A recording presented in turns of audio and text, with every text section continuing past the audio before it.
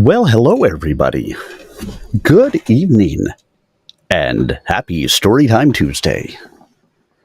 Oh, we have ourselves another story time, and we're back with Book 3 of the Apprentice Adept series. For those of you guys who were not able to join us on Saturday for the first couple of chapters, as always, let's have ourselves a little recap on what it was all about. So, starting into Book 3, dun dun dun, we started with an overview of what happened with Clef.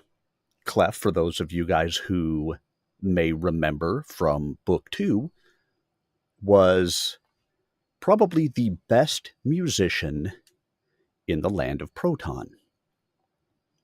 Style faced him in the tournament and ended up beating him in music because a panel of musicians saw that Style used it as an opportunity to teach Clef something about music, how to actually reach the audience. Both of them won a year of tenure, but Style won the game and moved on in the tournament. Clef was done. However, he was gifted with the loan of the Platinum Flute in anticipation that he may be what was known as the Foreordained. Basically, he was able to go to the land of Phase, started his journey with Nasa toward the Platinum domain of the Elves, who are the legitimate owners of the Platinum Flute, and only they could certify the loan of the Platinum Flute to Style, or to Clef. And so the idea was that he needed to go and play the flute and find out if he was indeed the Foreordained. And it turns out he went on that journey. He started that journey with Nasa, and Nasa was called away because Style was getting married. Aw, Style, with his marriage. Marriage is what brings us together today.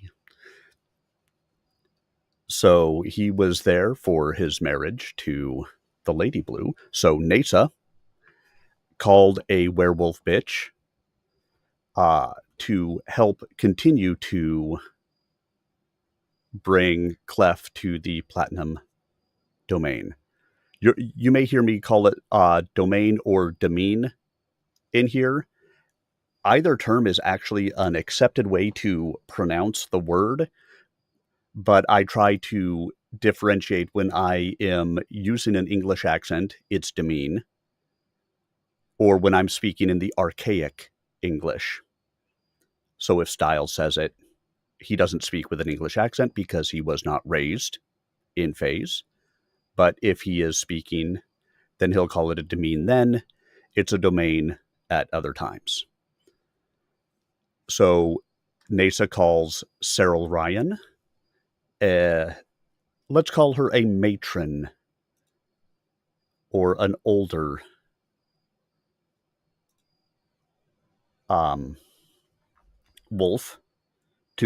werewolf to come and escort him the rest of the way.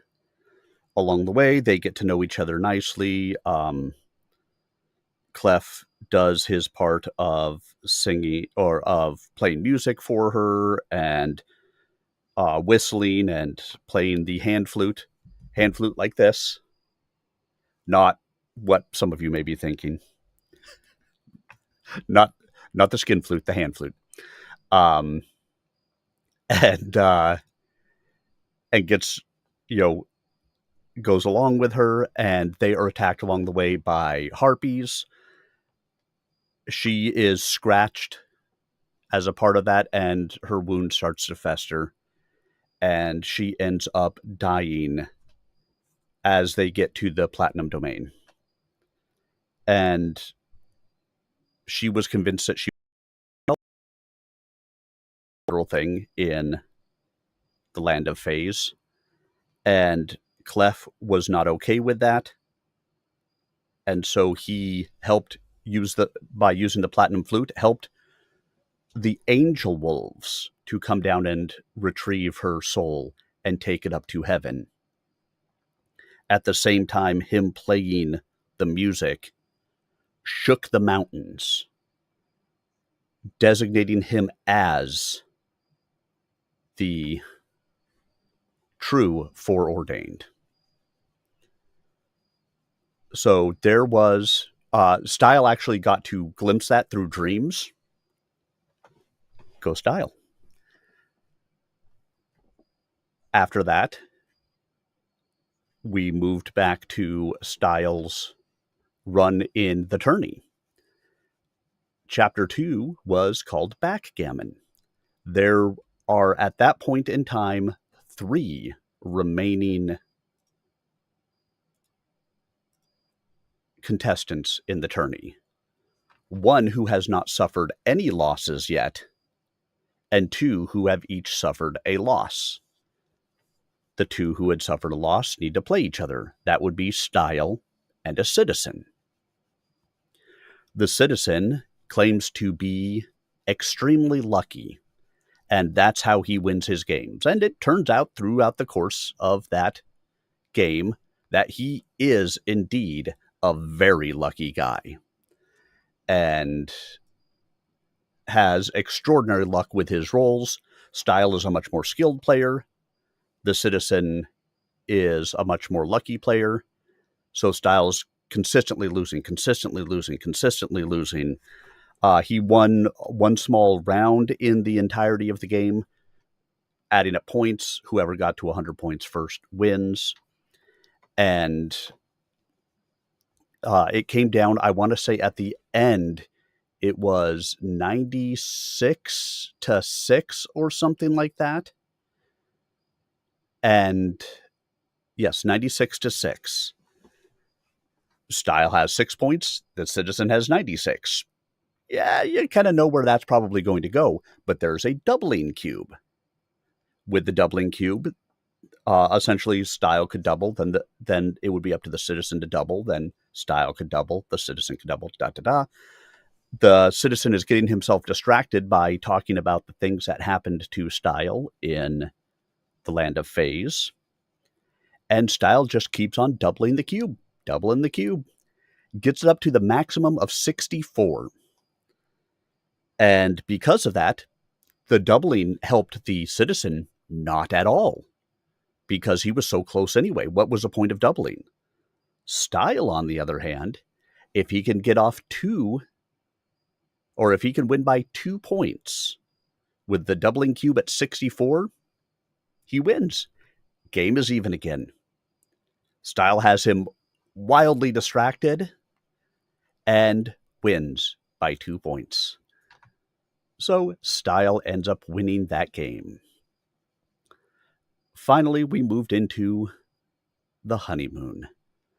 Style finally gets to go back and have his honeymoon with his lovely bride, which he did not do previously because of an oracular telling that he would, or that the Lady Blue would have children by her second husband. Style is that second husband. And hey, Joy in general, good to see ya. Glad you're here. I hope I didn't see you on Saturday, but hopefully if you were not able to catch the live stream, you were able to catch the replays, so you're all caught up with me. But if not, hey, that's why I do my summaries, right? So he now is going to go back and have his honeymoon. He gets back. He expects to see Nasa when he gets back. But no, Nasa has been called away for her postponed breeding with the herd stallion. And so there is no love of having Nasa there for that time, but she sends her brother Clip to be there instead. And so Clip comes along, and they go on their journey. And essentially, what they're doing is they're following along with the curtain to just get to the West Pole. Yes, in the land of Phase, there is a West Pole. Who knew, right? So they go on their journeys. They start out by magicking to the Platinum domain. They talk to the elves. They find out that Clef was indeed the foreordained, that what Style thought he had seen in his dreams was truly what had happened. And so then they go riding, and they are finally able to have their honeymoon.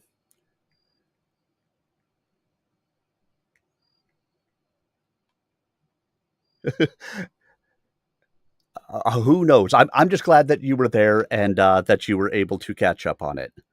Um, it's possible that I didn't see them coming in. Nothing would surprise me. So they're going along the curtain, and they run into some things during it. Style is able to have his honeymoon night with his love. Very nice of them. And as they're traveling along, they run into some dragons, and they run into the Green Adept. And he basically says, "Hey, I've been told that there is great mischief if you go to the West Pole. Don't go to the West Pole." And they say, "No, West Pole." And he says, "Okay, well, my domain or my demesne is right along the line. Just don't come into my area." So he's going to put up boundary markers so that way they don't accidentally run into it. And so they continue along. They end up needing a place to stay for the night. They are up in the White Mountains, and they go to stay with Freezetooth, a demon who was healed by the Lady Blue at some point in her past. And he basically says, well, that is what made us not eat you. But what have you done for us recently? Well, Style finds out that what he wants and needs is to be able to go and have an evening or some time with his boo, who happens to be a flame spirit. And obviously an ice demon and a flame spirit don't really mix. Style casts a spell, they can mix now. And so he allows them to stay for some time in his nice cave. Style says, "Hey, if you don't mind waiting here a little bit longer, I have an appointment back in the other realm. I have some tourney things to do." I'm not sure exactly how he managed to travel, why there was like a 4 to 5 day span in between the last rounds of the tourney, because he came over here and he traveled for days in Phase without having to go back for the tourney. I would have thought that the game would have come almost immediately after the backgammon game, but what do I know? Hey, as I was reading that chapter, that's what I kept on thinking about. How many nights is he going to be able to be here before he has to be back for the tourney? Well, now he is going back for the tourney, and that is where we will pick up our reading for this evening. So just to let you guys know as well, in case you happen to be here from any of the posts I have been putting up recently, many of you may know I have been searching for authors who would like to have their books shared on stream, like I've been reading these ones. And so I now have a couple of people lined up to be able to read their books. So after Juxtaposition, we are going to read a book called Murder at Maplewood Manor by Anna Rowe. It is her debut novel, and we will be reading that. It is obviously about a murder that occurs in, I want to say, Canada in like the early 1800s. So we will read that. When that one is done, I get to move on to the next book, which I also have from an author reached out to me and asked if I would be willing to read his book, and that is called The Edge of Control by Cody Alaniz. I have to verify how his last name is pronounced, but Alaniz. So we've got a couple of books lined up to go from here. And I am excited about that side of it.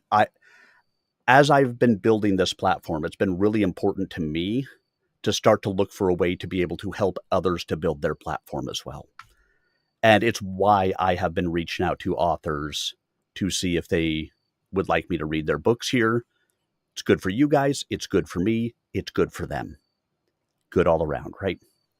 So if you guys happen to know anybody who is interested in having their items, there's a horse on the cover of that one. Hold on. Yeah, definitely a horse. Murder at Maplewood Manor. Hold on. Let me do something really quick. Let's do this. Let's see if I can share this really quick. Oh, just kidding. It's a horse. It's a horse. A horse is a horse, of course, of course. Which I started reading it because I do want to have a little bit of an idea of what I'm doing, and you meet the horse in the first chapter. So not a big secret that there's a horse in it. But anyway, if you guys happen to know anybody who has a book out there, debut book, books in there, just something that they would like to have read to be able to share, I would love to be able to do that for them. Please have them reach out to me. They can check me out on my website, maloneyvoiceover.com. Email me at tim@maloneyvoiceover.com. Reach out to me on YouTube, Twitch, anything like that. And I would love to talk to them about it. But now, let's go ahead and get ourselves into our reading for this evening. So everyone, sit back, relax, and prepare to enjoy as we dive in, starting on Chapter 4 of Juxtaposition.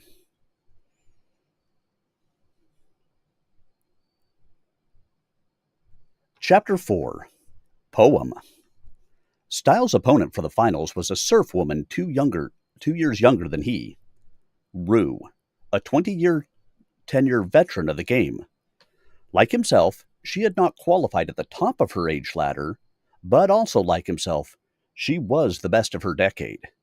She was one of the half-dozen surf players Style was not eager to meet in the tourney. He thought he could beat her, but he wasn't sure.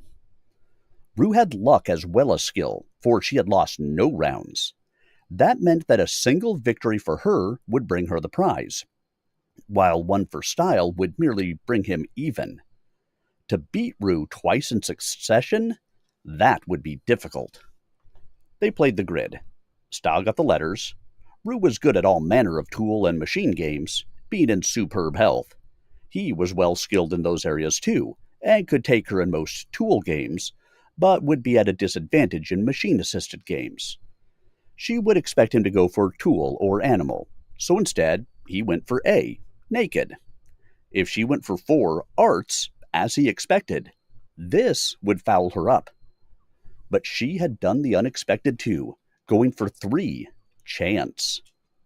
With 2 chances to his 1, the advantage would be with her on the straight gamble, if that was the way she wanted to play it, as evidently she did. They played the subgrid and finished with a very simple guessing game. Each had to pick a number, and if the total of the 2 numbers was even, Style won. Even in this coding was male, odd was female. This game was so simple it would be played on the grid. Each would enter his or her number, the total flashing on both screens only when both were entered. Would she choose her own code? An odd number? People tended to, unconsciously, feeling more at home with their own.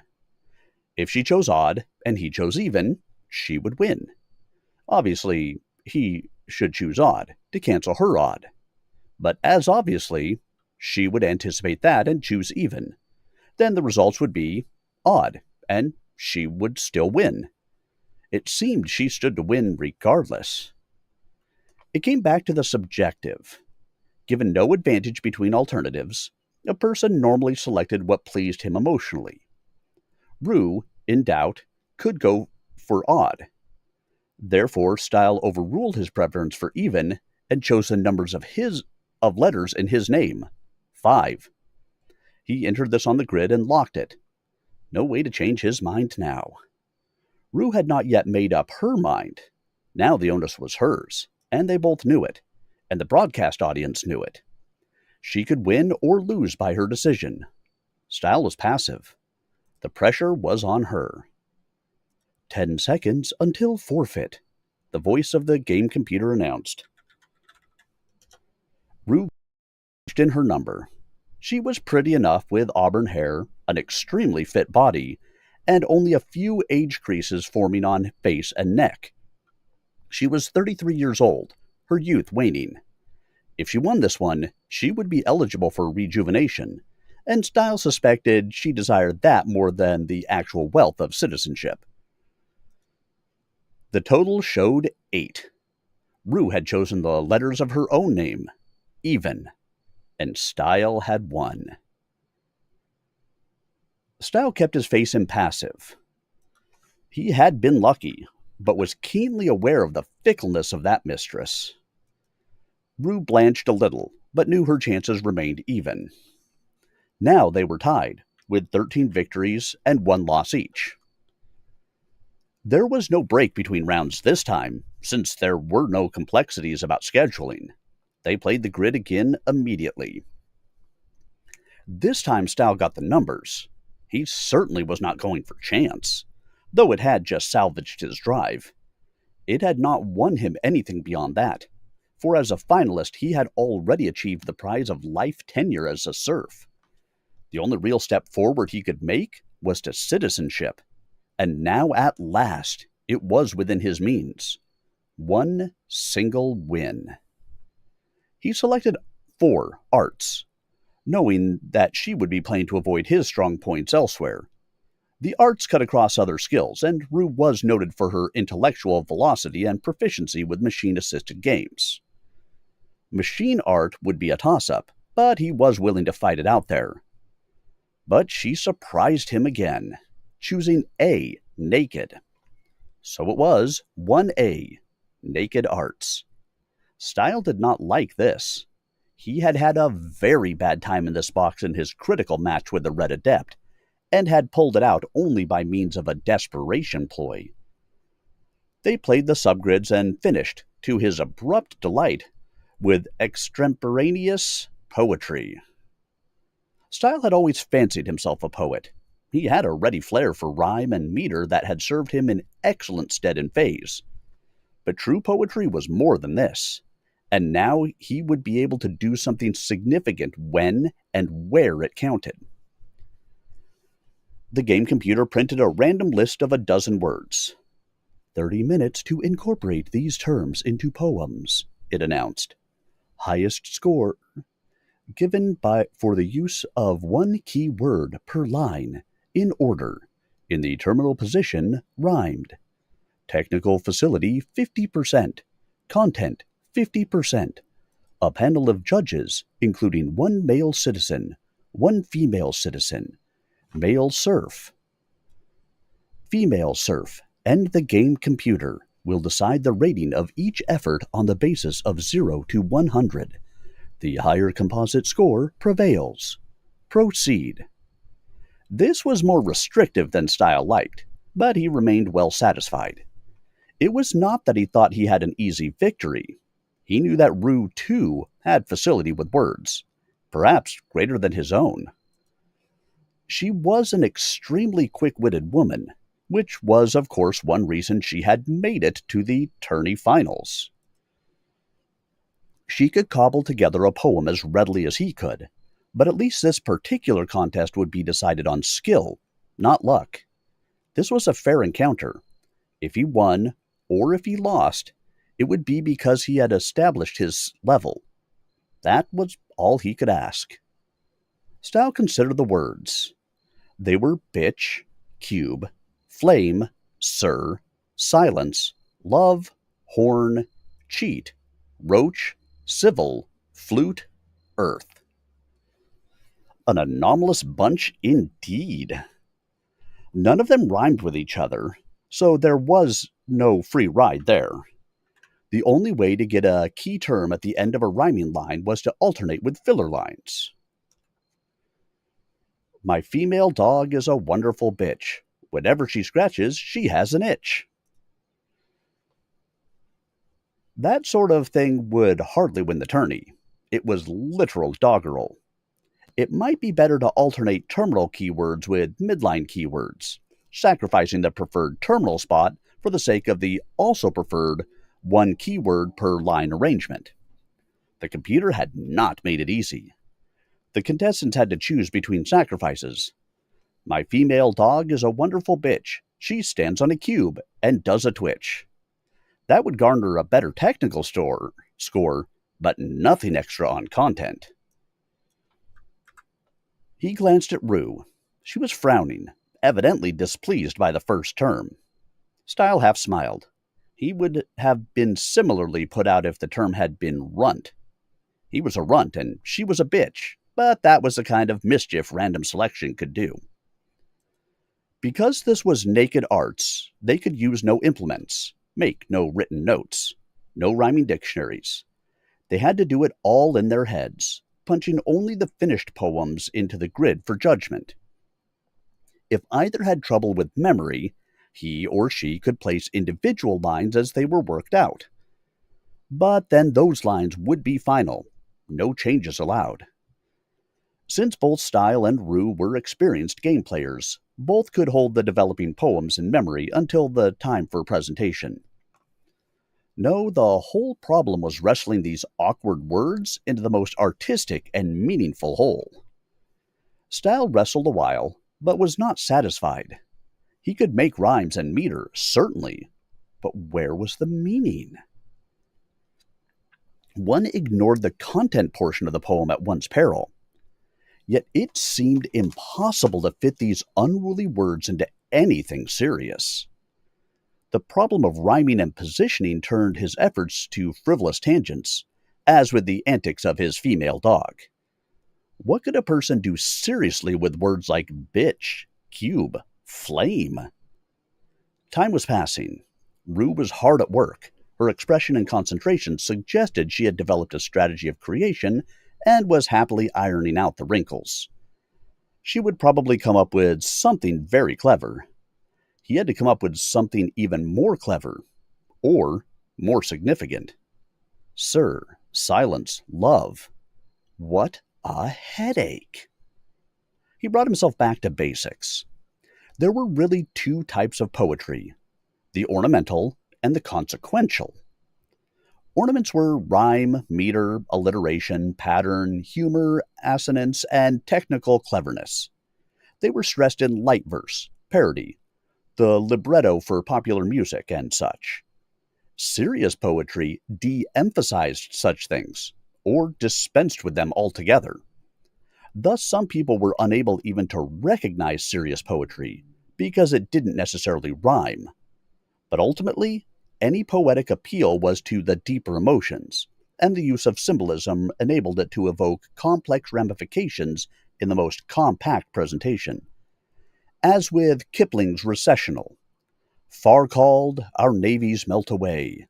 On dune and headland sinks the fire. Lo, all our pomp of yesterday is one with nine, ve entire." Presented to Queen Victoria some centuries back, this poem did not find instant favor, for it signaled the decline of the earth-wide British Empire. But what imagery was evoked by the names of those two ancient cities, foremost in their times, finally brought to ruin by the armies of Babylonia and Alexander the Great, drunkard though the latter might have been. Kipling's verse was superficially pretty. It rhymed nicely. But its real impact was its content, the somber warning for an overextended empire. All too soon it had been London town under the siege of weapons unknown in the time of Tyre, as the Germans sent their bombers and rockets over. How well Kipling had understood. With that memory, style saw his way. Rhyme, meter, and the rest of the prettiness were encumbrances. He had to dispense with them all and concentrate on meaning and emotion. He would lose some technical points, but gain where it counted. Win or lose, he would do his best, his way. Style considered the first word, bitch. He knew of a noble bitch, the old female werewolf who had guided Clef to the platinum domain, sacrificing her life in the process. Style could do worse than remember her in this poem. Cube. There was one cube that was fresh in his experience, and that was the doubling cube of his recent backgammon game, which had enabled him to pull out a last-moment win. Flame. Well, it wasn't the most serious thing, but he had just enabled the chief snow demon to have a liaison with his literal flame. That might not have any meaning to the tourney judges, but this poem was not really for them, but for Style himself, his evocation of himself. The frame of phase was vitally important to him, and the flame related to that and to the notion of romance, which brought him to the Lady Blue. Ah, yes. Sir, that was easy.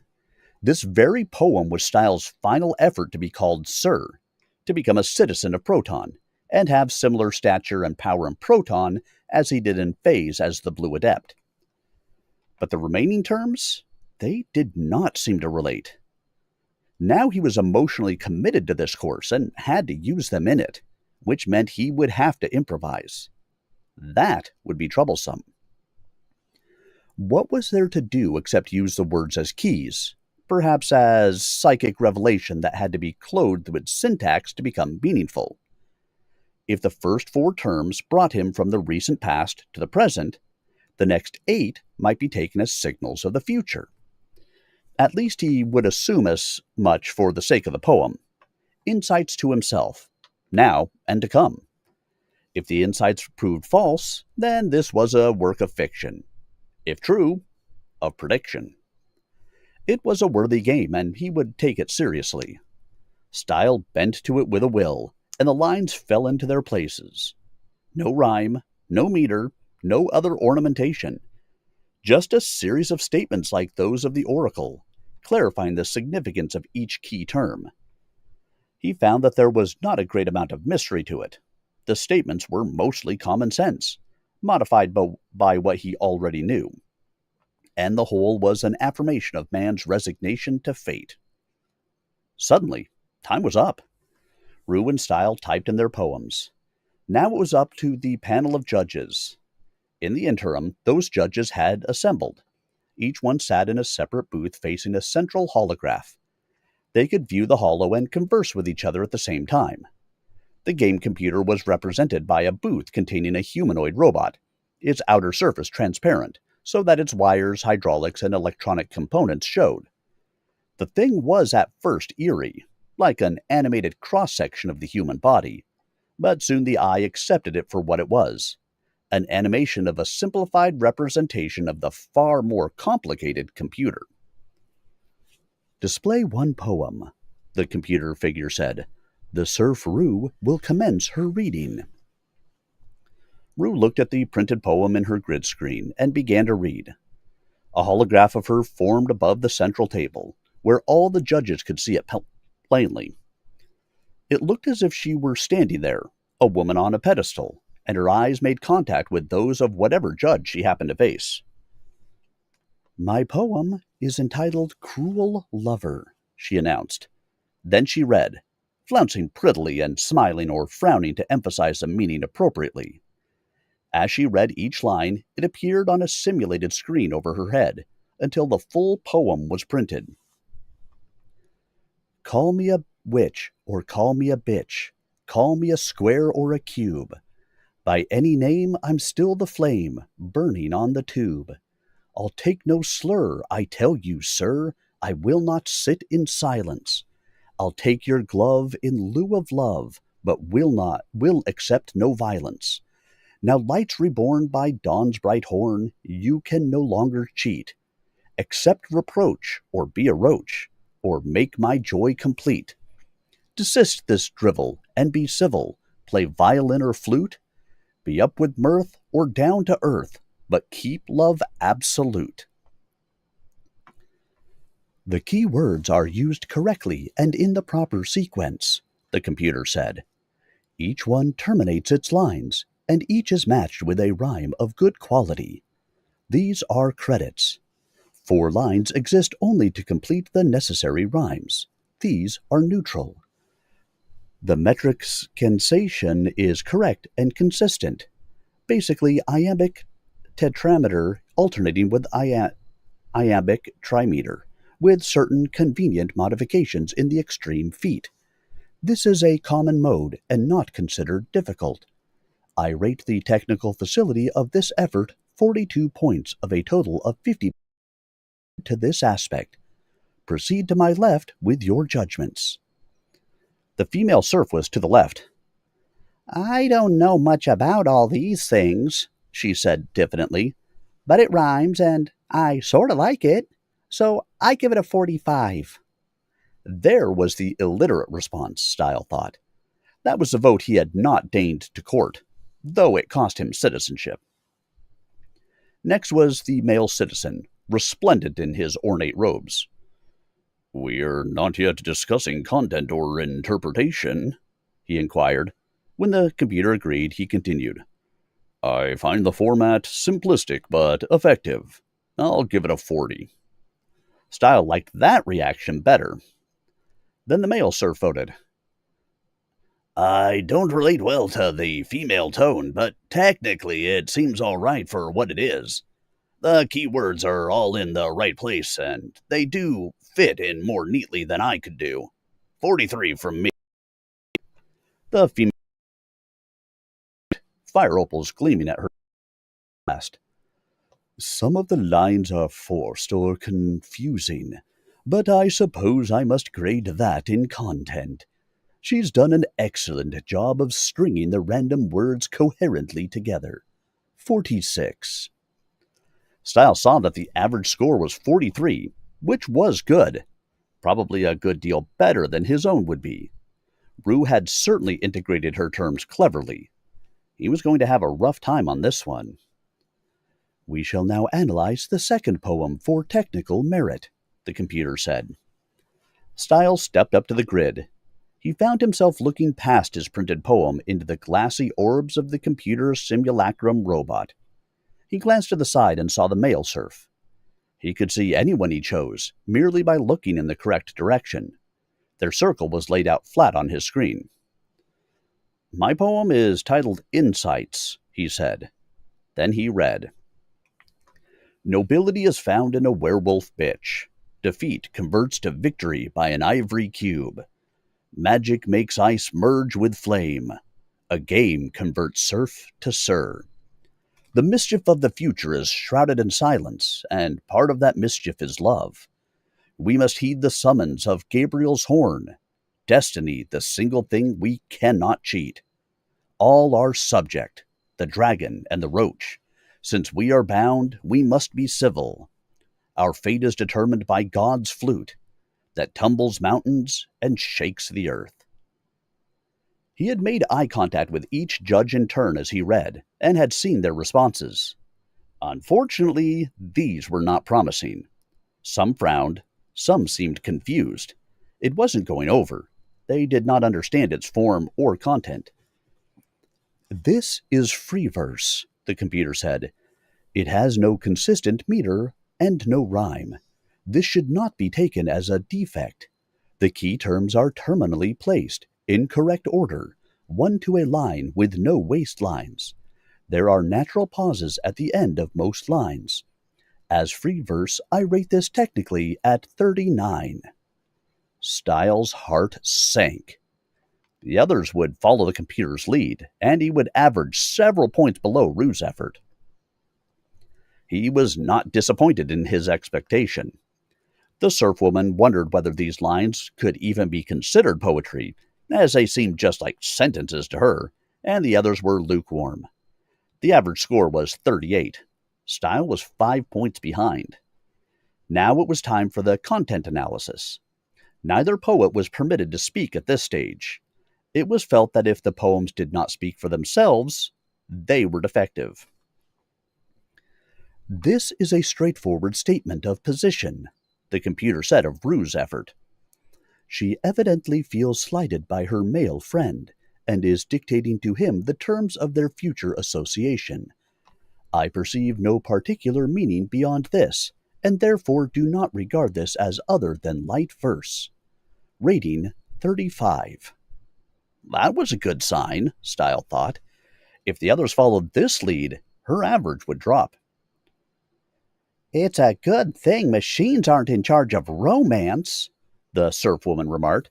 I find this a good telling. The guy is a roach, calling her such names, and I'm all with her. I say 50. Style winced inwardly. He needed to recover 5 points, and figured they might rate his poem an average of 40. The computer's lead had put him right in line to even it up by dropping Rue's score, but this 50 was a disaster. The male citizen was more critical, however. I certainly don't care to see a woman spelling out her terms like that for romance, though I suppose if she can find a man to accept them, it's their business. I don't follow this burning on the tube reference. Does it make sense at all? Oh, sure, sir, the male serf said. In the old days on Earth, they had gas burners, gas coming up a tube and the flame on top. So she's likening herself to that sort of flame. It's sort of a pun, really. The citizen shrugged. Clever, he said sourly. I rate this 30. Style saw Rue wince, but he himself, while deploring the man's narrowness, was gratified by the score. It put him back in the running. The male serf was next. If she becomes a citizen, then she can set the terms, he said, and the others laughed. They were getting into this now, loosening up. I guess I'm looking for something deeper than this, some social commentary, not just female demands. Rating 32.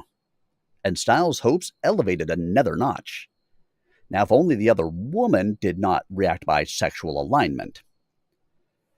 I believe I note an extremely clever thrust, the lady citizen said. Nowhere is the protagonist identified. It is not necessarily Surf Rue at all. It could be any woman, most especially one who has been wronged by the man she loves. It could apply to humanoid robot female who loves a flesh man. Oh no. Had Rue slanted her verse to pillory Style? He saw the judges turning to look at him, and at Sheen in the small physical audience permitted. They knew. The reference to square and cube fall into place, the lady citizen continued. A robot is a creature of geometrical parts, supposedly animated by electric power from a tiny furnace fed by protonite. She is certainly burning internally. She must accept a man's attentions. I understand that is what that type is primarily designed for, but cannot have his love, since he knows she is a machine. Yet, she can be programmed for emotion. She loves him, knowing that love is not returned. Perhaps the man sees she serves as a musician, playing the violin or flute. Sheen got up from her seat in the audience and walked toward the exit. Style felt acute pity for her.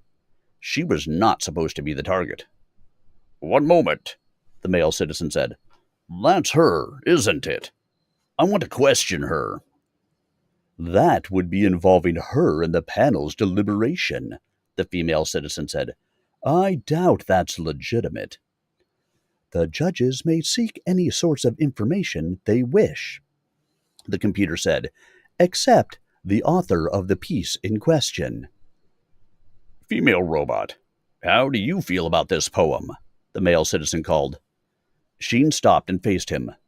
"Sir, I prefer not to answer, if I am to be considered an interested party." "Answer," he directed, with supreme indifference to her feelings. "You may answer," the computer said. "You have not volunteered your influence. You have been summoned by this panel as a material witness. We are trying to determine whether there is substance to the hypothesis that the poem in question represents your viewpoint." Sheen's mouth thinned. Her human mannerisms had become so facile that in no physical way was her machine nature evident. She was a beautiful woman, naked of body and perhaps of mind. "Then you shall have my viewpoint, sir. If the poem concerns me, it is not intended as a compliment. It is intended as an attack on the man I love, using me as an involuntary weapon. I am a machine, but I think that even were I alive, I would not care so cynically to hurt a living person in this fashion. This poem is crueler than anything the man I love might do. I am sure his own poem is not of this nature." The citizen nodded. "That's some machine," he murmured. The female citizen considered, pursing her lips. Her opals flashed. "I am left with a choice. Either this poem is not directed at, shall we say, real people, in which case it is not remarkable, or it is so directed, in which case its brilliance is nullified by its cruelty. In either case, I cannot respect it. I rate it 25. That was disaster for Rue. It made her average score 34. The other panelists could reconsider their votes if they wished, but seemed content to let them stand. Rue's poem had a cumulative score of 77. Style had a fair chance to beat that, thanks to Sheen. All he needed was 40 points. Now the judges considered Style's effort for content. "This poem is more serious and obscure than the other," the computer said. "Some may not be aware that there exists an alternate frame of reality of this planet within which other laws of physics govern.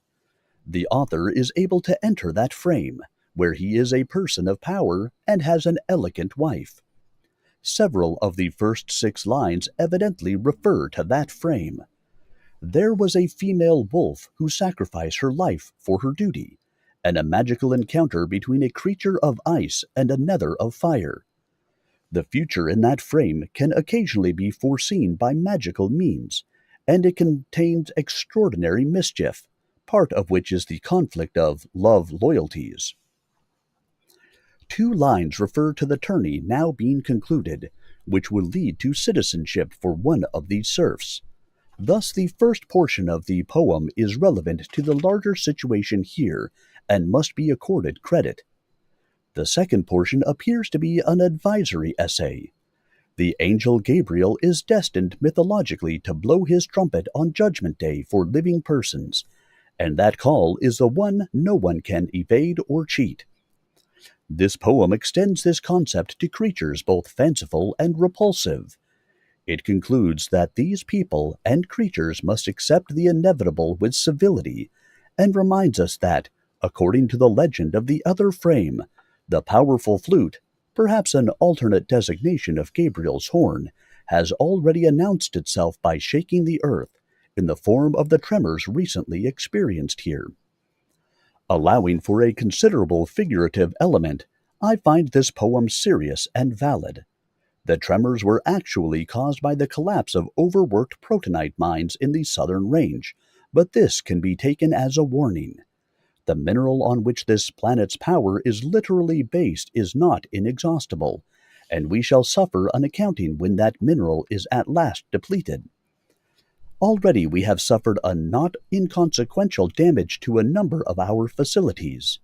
I therefore take this poem as a well-conceived and serious warning, and on that basis I rate it 48. Style was amazed and gratified. He had had no hint the game computer knew so much about him, or the frame of phase, or that it could interpret oblique references with such dispatch. Now he realized that everything he had told Sheen, she had relayed to her machine friends.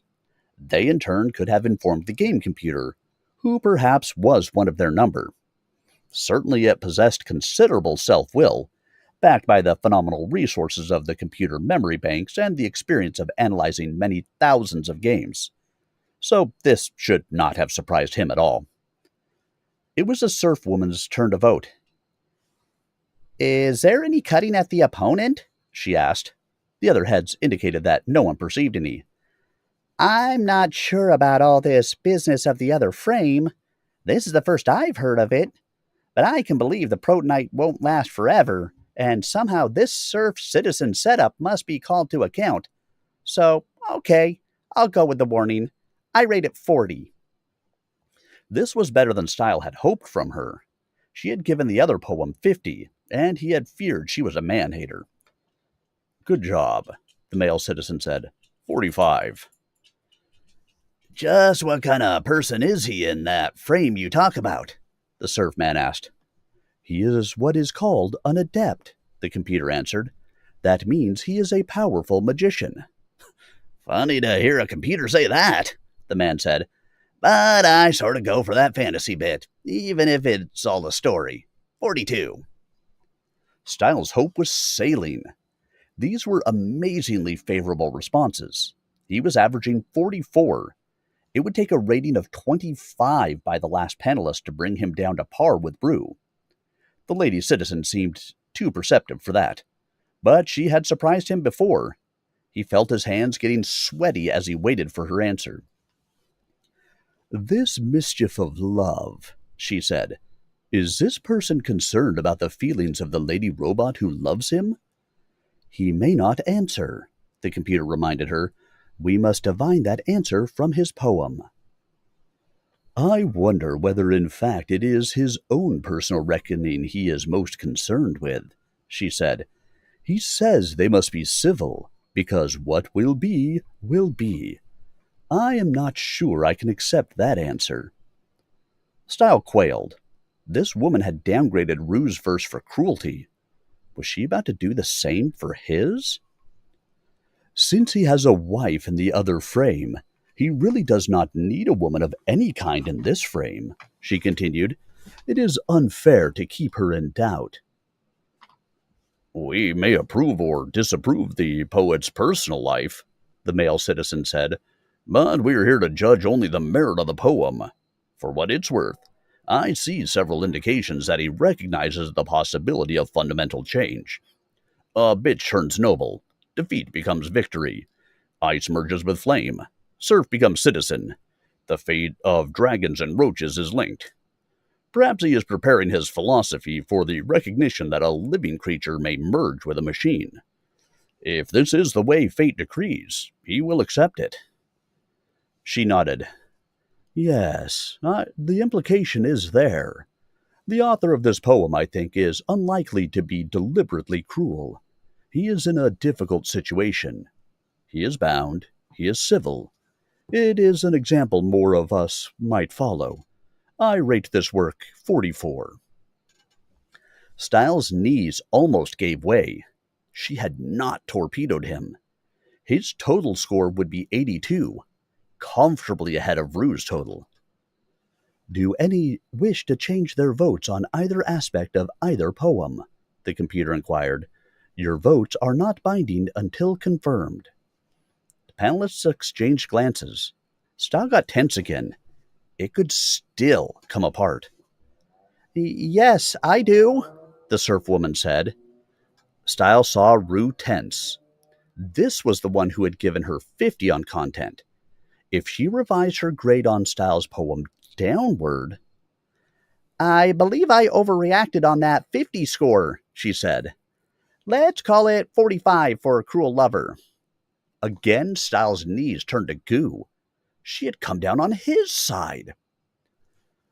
Final score 82 to 77 in favor of Styles' poem, the computer said after a pause.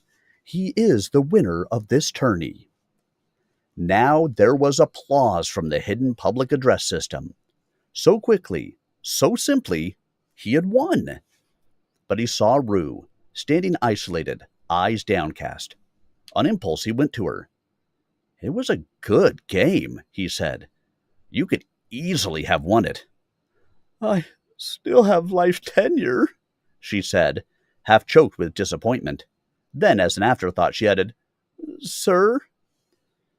Style felt awkward. If you ever need a favor... I did not direct my poem at you. Not consciously. I was thinking of someone who threw me over, sir. But now the crowd was closing in, and Styles' attention was necessarily diverted. By the authority vested in me by the Council of Citizens of Planet Proton, the game computer said, its voice emerging from every speaker under its control throughout the game annex. I now declare that the Surf Style, having won the tourney, is acquitted of Surf status and endowed with citizenship, and all apparatuses and privileges pertaining thereto, from this instant forward. The applause swelled massively. The panelists joined in, serfs and citizens alike. A robot hastened forward with an ornate robe. Sir, I belong to your transition estate. It is your privilege to wear any apparel or none, yet to avoid confusion. Style had thought he was braced for this, but the repeated appellation Sir startled him. For a lifetime he had called others Sir. Now he had comprehensive conditioning to unlearn. Thank you, he said, reaching for the robe. The robot skittered to the side. Allow me, sir, it said, and Style realized it wanted to put the robe on him. It did not behoove a citizen to serve himself, though he could if he wanted to. Style suffered himself to be dressed, holding a mental picture of a horse being saddled. Thank you, he repeated awkwardly. The machine moved close, getting the robe on and adjusted. A citizen need not thank a machine, or anyone, it murmured discreetly in Styles' ear. Oh, yes. Yes. Quite all right, sir, the machine said smoothly. Now a lady citizen approached. It was Styles' employer. Former employer, he reminded himself. I am gratified, Style, she said. You have made me a winner, too. Thank you, sir. Then Style bit his tongue. She smiled. Thank you, sir. And she leaned forward to kiss him on the right eyebrow. I profited a fantastic amount on your success. But more than that is the satisfaction of sponsoring a tourney winner. You will find me appreciative. She walked away. Now the citizen known as the rifleman approached. I know exactly how you feel, he said. That was no exaggeration. The rifleman had won his own tourney 15 years before. Style had encountered him in the first round of this tourney and barely pulled out the victory. The rifleman had been an excellent loser. Accept some private advice, citizen. Get away from the public for several days and drill yourself in the new reality. That will cure you of embarrassing slips. And get yourself someone to explain the ropes in non-technical terms. The extent of your vested estate, the figures, the prerogatives. There's a hell of a lot to learn fast, if you don't want to be victimized by predatory citizens. But aren't all citizens? That is, don't they respect the estates of other citizens? Your minimum share of the protonite harvest cannot be impinged upon, but only your luck and competence and determination can establish your place in the citizen hierarchy. This is a new game. Style. Oh yes, citizens have names. We are merely anonymous to the serfs. You may wish to select a new name for yourself. No need. It is a game more intricate and far-reaching than any within the tourney. Make a point to master its nuances, Style. Soon. And the rifleman gave him a meaningful glance. The audience was dissipating as the novelty of the new citizen wore off. Style signaled Sheen. Can your friends provide me with a mentor conversant with the nuances of citizen behavior? They can, sir, she said, or they could program me. Excellent. Get yourself programmed. They'll know what I need, and do it soon. Sheen left. Style found it incongruous that she should remain naked while he was now clothed. Yet, of course, she remained a serf. An imitation serf, now in his employ. She would remain naked the rest of her life. Her life? Style smiled, a trifle grimly. He was forgetting that she had no life, yet she was his best friend in this frame. Style turned to the robot who had brought his robe. Take me to my estate, he ordered it. The machine hesitated. Sir, you have none. None?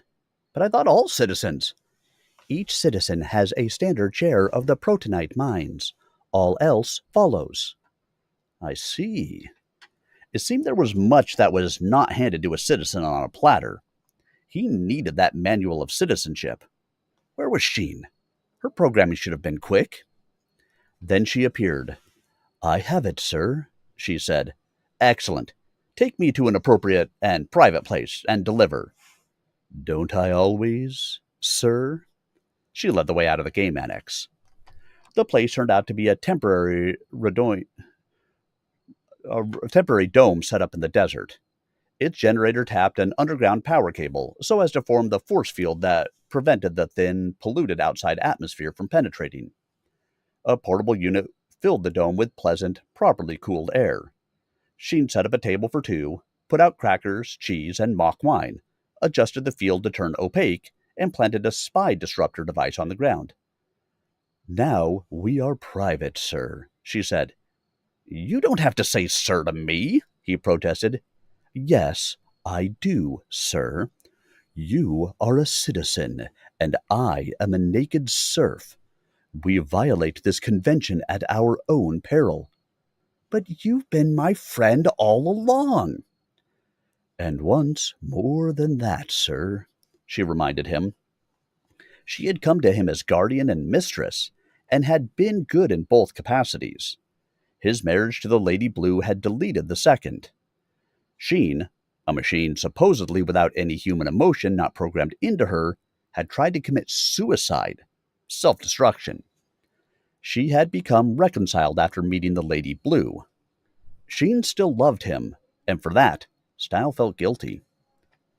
It occurs to me that, as a citizen, I could have you programmed to have no personal feelings toward me, he said. That is true, sir. Do you wish it? No, sir. Sheen, I value you greatly. I do not want you to suffer. That poem of Ruse? I am absolutely opposed to giving you cause to feel that way. Is there anything within my present power I can do to make you happy? There is, sir, but you would not. She was uncompromising. She wanted his love again, physically if not emotionally, and that he could not give. Aside from that, nothing, sir. But I may be able to make your friends happy. As citizen, I can facilitate their recognition as sapient entities. Her friends were the self-willed machines of Proton who, like Sheen herself, had helped him survive citizen displeasure in the past. He had sworn never to act against their interests so long as they did not act against the interests of man, and both parties honored that oath. Style did not regard their desire to achieve serf status as contrary to that oath. He agreed they should have it, but such status was not easy to achieve. The citizens were devoted to the status quo. All in good time, sir. Now, shall we review the privileges of citizenship? By all means. Rapidly, in simple language, she acquainted him with his situation. He was entitled to use the proceeds from his share of the mines to purchase or construct a physical estate, to staff it with serfs, robots, androids, cyborgs, or anything else, and to indulge in any hobbies he wished. The amount of credit available from his share was sufficient to enable him to construct a moderate palace, hire perhaps 25 serfs, and buy 6 robots of Sheen's type. Expensive hobbies like exotic horse breeding or duplicating the Hanging Gardens of Babylon would have to wait until the palace was complete. The income of a citizen was not limitless, it only seemed that way to serfs. It was possible, however, to increase one's resources by making and winning large wagers with other citizens. Bets of a year's income were not uncommon. However, if a citizen got 2 years in arrears, further wagers would not be honored until he caught up. It was never permitted for a citizen to become destitute. A basic lifestyle had to be maintained. Appearance was vital. I'll have no problems there, he said. I'm not a gambling man. Outside the game, I shall be a very conservative citizen and live well within my income. Most of the time, I won't even be here, as you know. She nodded sadly. Yes, sir. There's a note in the program from my friends. They warn it is not safe for you to stand pat. Forces are building rapidly. To protect yourself, you must soon develop your estate to 100 times its original magnitude. Within 6 months. 100 times? He exclaimed. In 6 months? And you must unravel the mystery that is associated with your lasering, sir. Who sent me to protect you? My friends have disturbing new evidence that this is not an isolated event. Someone or something is interfering with your life, and my friends can't discover who. Yes, and in phase, someone set the Red Adept against me on a false alarm. He had had an extraordinary amount of trouble in that connection, ending in the banishment of the Red Adept from both Phase and Proton. The Oracle had said Blue would destroy Red, and that had proved correct. But none of that mischief would have occurred if someone had not started the rumor that Blue intended to attack Red. And there was that earthquake, sir, which you believe is connected to events in Phase, she continued. Another portent, perhaps. Definitely. The Platinum Elves informed me that I would be involved in important developments after my honeymoon. Oops, he had not meant to mention the honeymoon to Sheen. He continued rapidly. I'm not sure I like the implication. I don't know what the linkages between frames might be, but since a number of people can cross, there can be interactions, perhaps quite serious ones. He breathed deeply. I was psychologically prepared for banishment from Proton when I got eliminated from the tourney. I'm not so certain about how to proceed now that I have permanent tenure. I don't feel comfortable here in clothing. That is why you need to isolate yourself, sir. Style got up and paced to the small enclosure. I promised to return to Phase by noon. I've already overrun that deadline. Why don't you set in motion the machinery for the establishment of my physical estate and start hiring serfs, while I cross the curtain to... That might not be wise, sir. Her constant sirs were still getting on his nerves, but he knew this was good conditioning. Not wise? You will need your money as a stake to multiply your estate, sir, so should not fritter it away on non-essentials. And if it became known that a machine was disposing your assets, I am a citizen, aren't I? I can use a machine if I want to, can't I? Style was irritated, not liking the implied slur at Sheen. Yes, sir.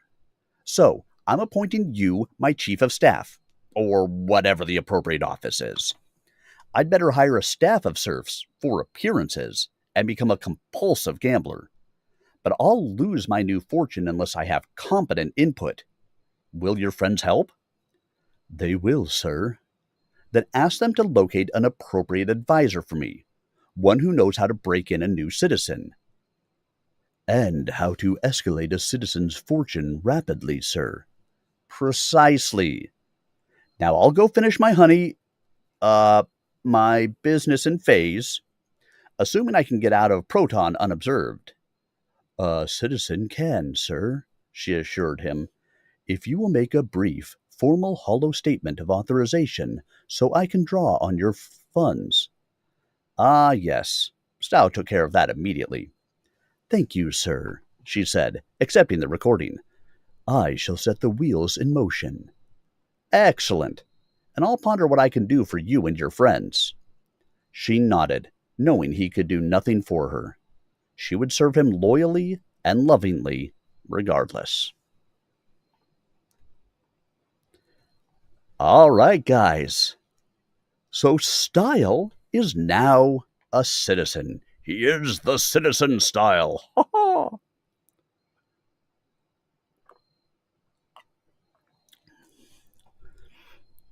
One might think it was closer than he wanted it to be, but in the end, does it matter? Because either way, he made it. He is now the citizen Style. Dun, dun, dun. Let's see if I can share this now. There we go. Joey in general, if you're wondering, I just put the link for Murder at Maplewood Manor in chat. So that is the book that I was talking about. And for anybody else who is curious in Twitch, there you go. There is the book that I was talking about. That will be coming up next after we finish Juxtaposition.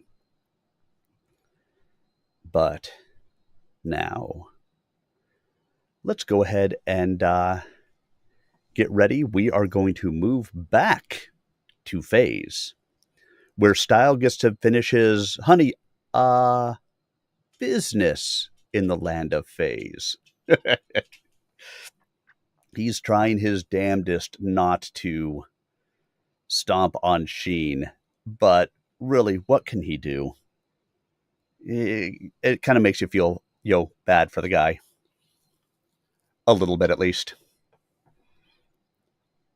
Well. All right, everybody.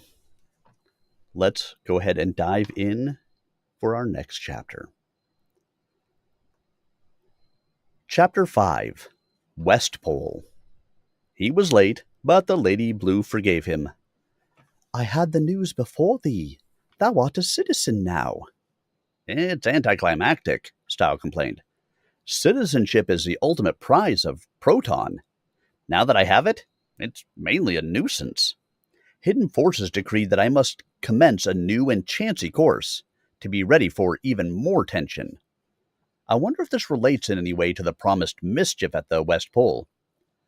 How can such complications arise now? The lady inquired rhetorically. All we seek is a simple honeymoon. Somehow, I don't think we're going to have it.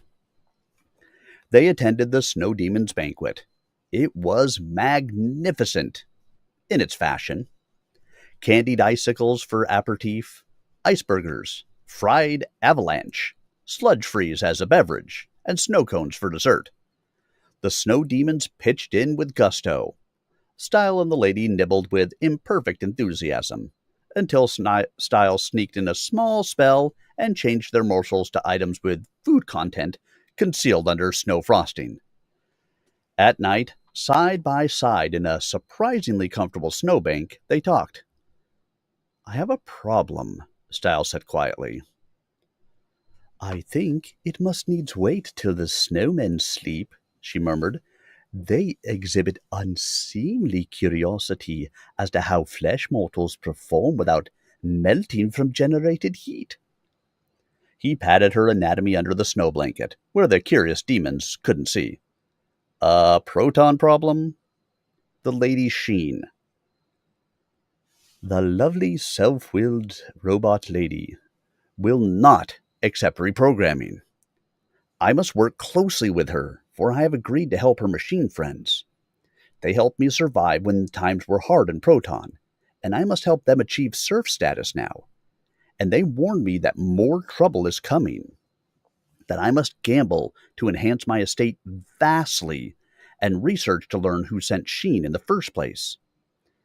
I fear it links in some way to events in Phase, so I must follow through. Only I wish I didn't have to use Sheen. Take that in what sense thou wilt. It isn't fair to her, and I feel guilty. As well thou might, she agreed. I promised to consider her case, and so I have done. Now let me see if I have this right. The self-willed golems, machines, wish recognition as people? Correct. Serfs are the lowest people, but are more than the highest machines. Serfs can play the game, compete in the tourney, win privileges or even citizenship. When their tenure expires, they depart the planet with generous cumulative pay. Machines are permitted none of this. They are slaves until junked. Yet some are intelligent, conscious, feeling. And the Lady Sheen is one of these unrecognized machine creatures? She is. She is in every way a person with very real emotions. They merely happen to be programmed rather than natural. And is there a difference between program and nature? I doubt it. Different means to similar ends, perhaps. Then thou must marry the Lady Sheen. Style paused. I don't believe I heard thee properly, lady. It is the other frame. She can never cross the curtain. Thou canst do as thou wilt with her there. Style must have been growing sleepy. Now he was awakening. I am sure I am misunderstanding thee. If a citizen marries a machine, nobody can marry a machine. Then that machine must have. Machines don't have. Style stopped. I wonder. The spouses of citizens do not achieve citizen status, but they do have certain prerogatives.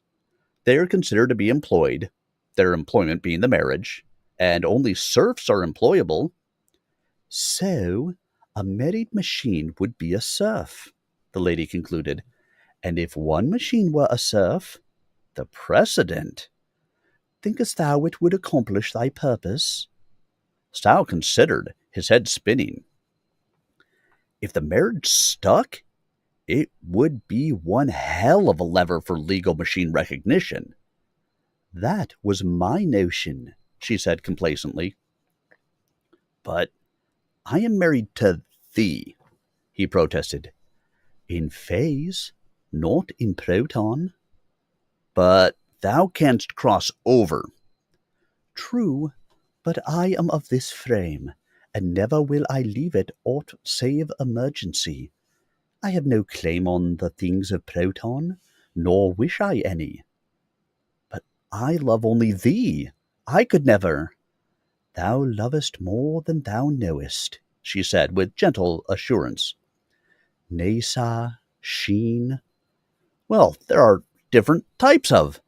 And I spoke not of love. I spoke of marriage. A marriage of convenience? To a robot?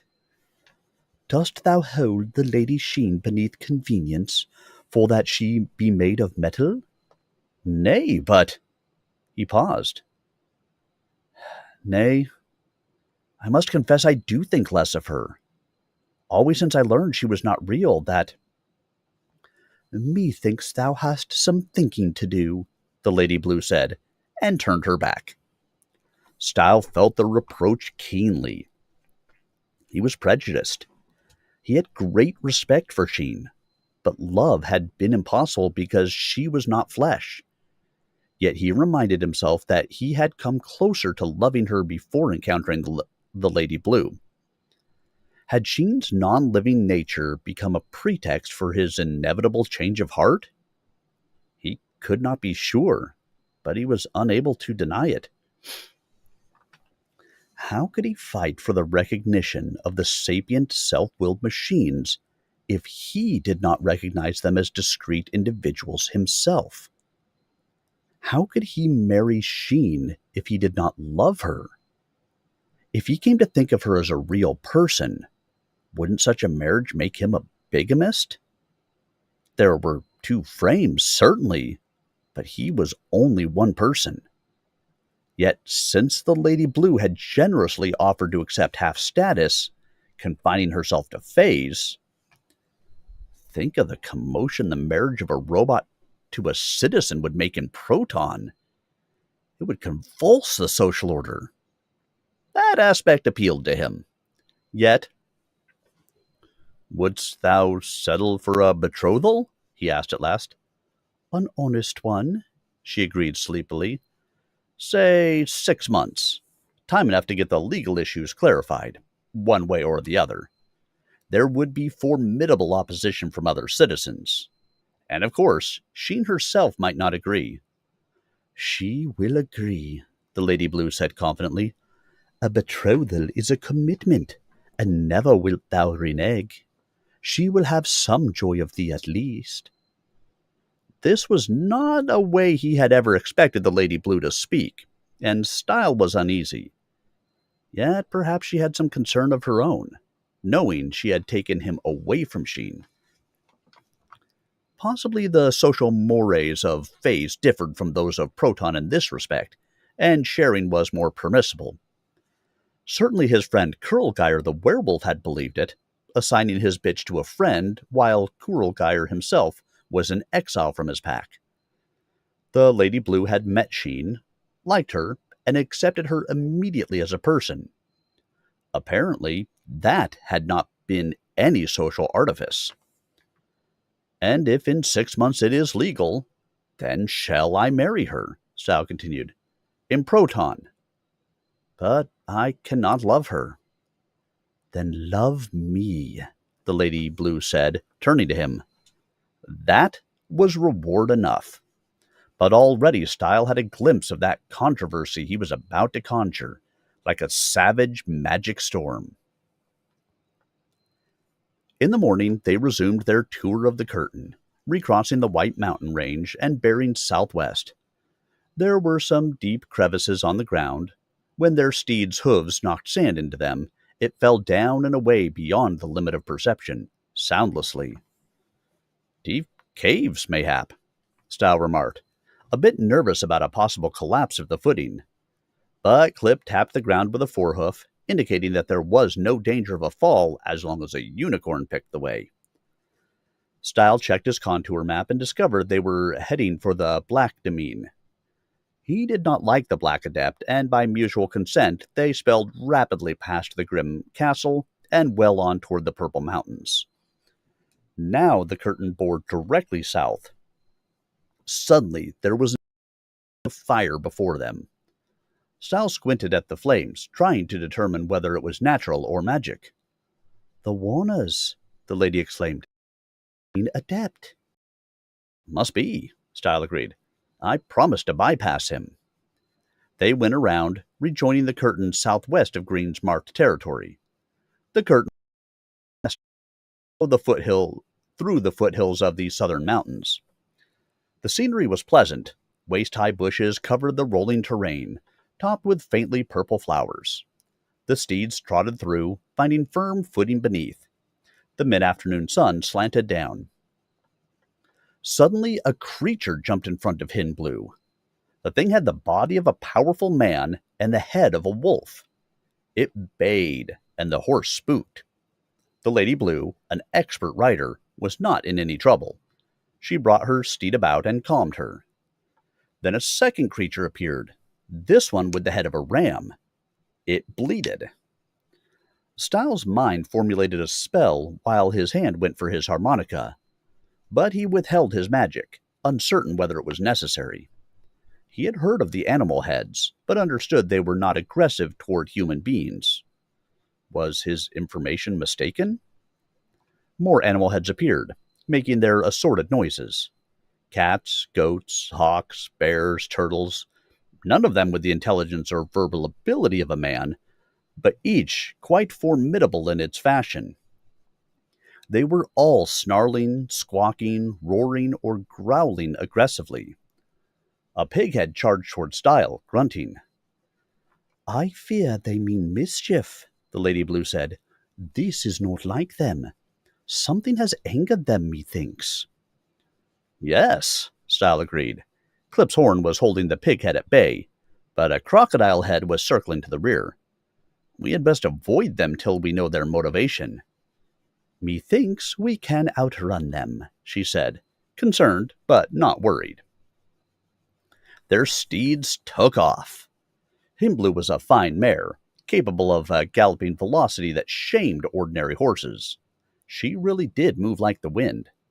But Clip was a unicorn whose inherent magic made him swifter yet. By common consent, they used no other magic, not revealing Styles' status.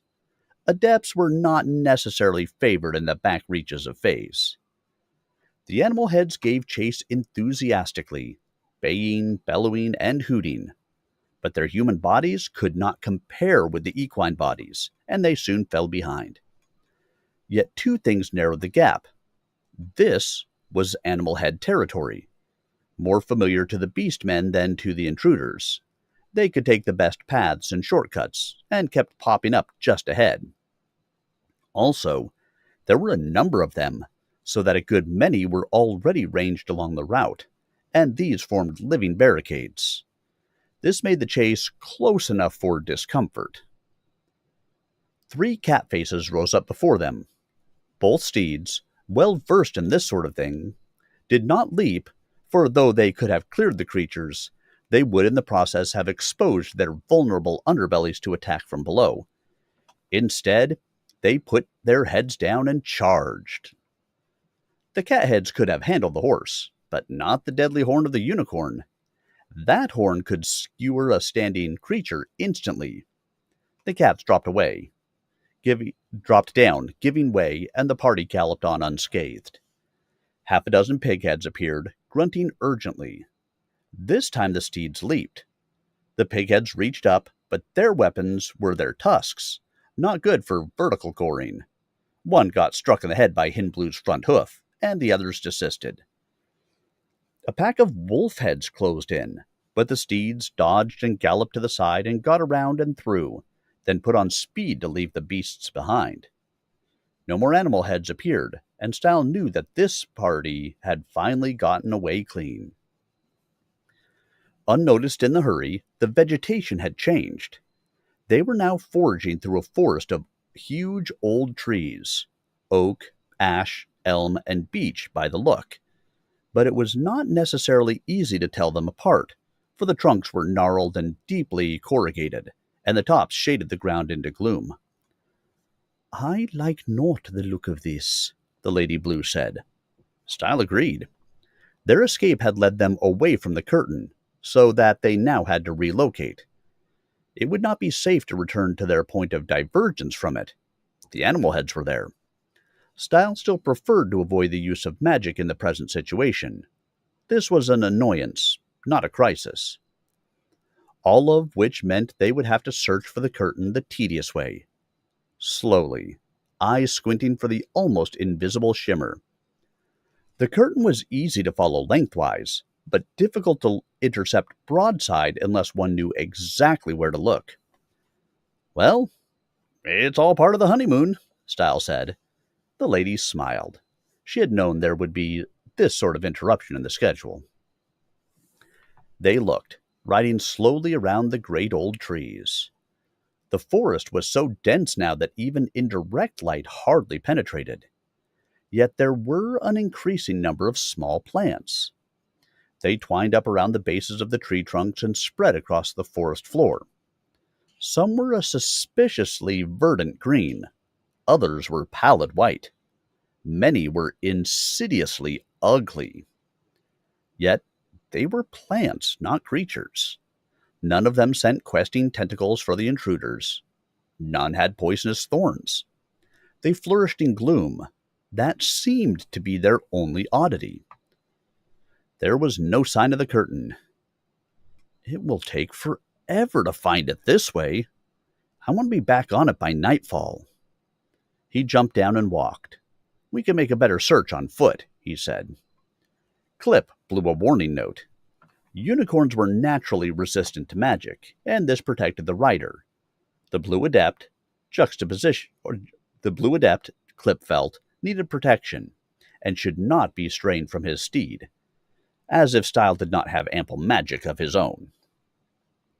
Style walked on, peering this way and that, searching for the curtain. It had to be somewhere near here. They had not gone all that far, and they had not diverged from its path greatly. In this gloom, the shimmer should be clear enough. Clip's ears turned. He blew a low warning note. Style paused to listen. The animal heads were catching up. Style's party had to move on before... Too late. A pig face appeared in front of Style. A dog face came up behind the lady. There was rustling in the bushes all around. Perhaps aided by some sort of stealth spell, the animal heads had surrounded them. The lady called Hindblue, who charged toward her. Style stepped toward Clip, but already the pig head was on him. Style did not use magic. He drew his sword, threatening but not attacking the creature. There was something odd about this, and he did not want to do anything irrevocable until he fathomed it. The pig head halted its aggression, but 3 sheep heads were closing from the sides. A spell would freeze them, but Style still didn't want to do it. Rather than shed blood, he dodged around the pig head, hurled a fallen branch, and an offshoot moved up and intercepted his leading ankle, causing him to take a heavy spill into a flowering bush beyond. There was a kind of zap as the leaves were disturbed, and Style felt the presence of magic. Quickly he jumped up, feeling about his body, but he seemed to have suffered no injury. The animal heads had taken advantage of his fall to surround him. Clip had stopped a short distance away, perceiving that the animal heads could reach Style before the unicorn could. No sense precipitating an attack by spooking them. Style decided to make an honest attempt at communication before resorting reluctantly to magic to freeze them temporarily in place. It wasn't natural for normally peaceful creatures to attack and pursue strangers like this. Maybe he could establish a yes-no dialogue with one of the more intelligent ones. He really wasn't looking for trouble on his honeymoon. He opened his mouth to speak, and nothing but air emerged. He couldn't talk. Style tried again. There was no pain, no constriction in his throat, but he could not vocalize at all. The plant! It had zapped him with a spell of silence. The animal heads did not know about his power of magic, so did not know what he had lost. They thought him an ordinary man, which he was now. They converged. Style quickly brought the harmonica to his mouth. He might not be able to speak or sing, but the instrument's magic would summon some protective magic. He blew, and silence came out. He stamped his foot on the ground and made no noise. He banged his sword against a root, silently. He whistled, without even a hiss of air. The spell had rendered him totally silent. Since he could nullify it only by using his own magic, and that required sound, he was trapped. These tests had been performed rapidly, and the conclusion drawn in a few seconds, for the animal heads were on him. Still, he did not use his sword. He had threatened with it, but remained unwilling actually to shed blood. The mystery of these creatures' attack bothered him as much as the threat to himself. A cat had pounced. Style ducked, reached up, and guided it into a turning fall. He might be silent, but he wasn't helpless. But now a tremendously tusked boar head came at him from the left, and an alligator head from the right. There was no question of their intent. He could dodge these two, but how long could he hold out against the converging mob? Meanwhile, Clip had resumed motion. Now the unicorn arrived. His horn caught the alligator head and impaled it. A powerful heave sent the creature flying back over the equine's shoulder. Then a forehoof knocked the boar head away. Clip stood beside Style, giving him a chance to mount. Then they were away in a great leap. Soon they joined Hin Blue and the Lady Blue and galloped clear of the animal heads once again.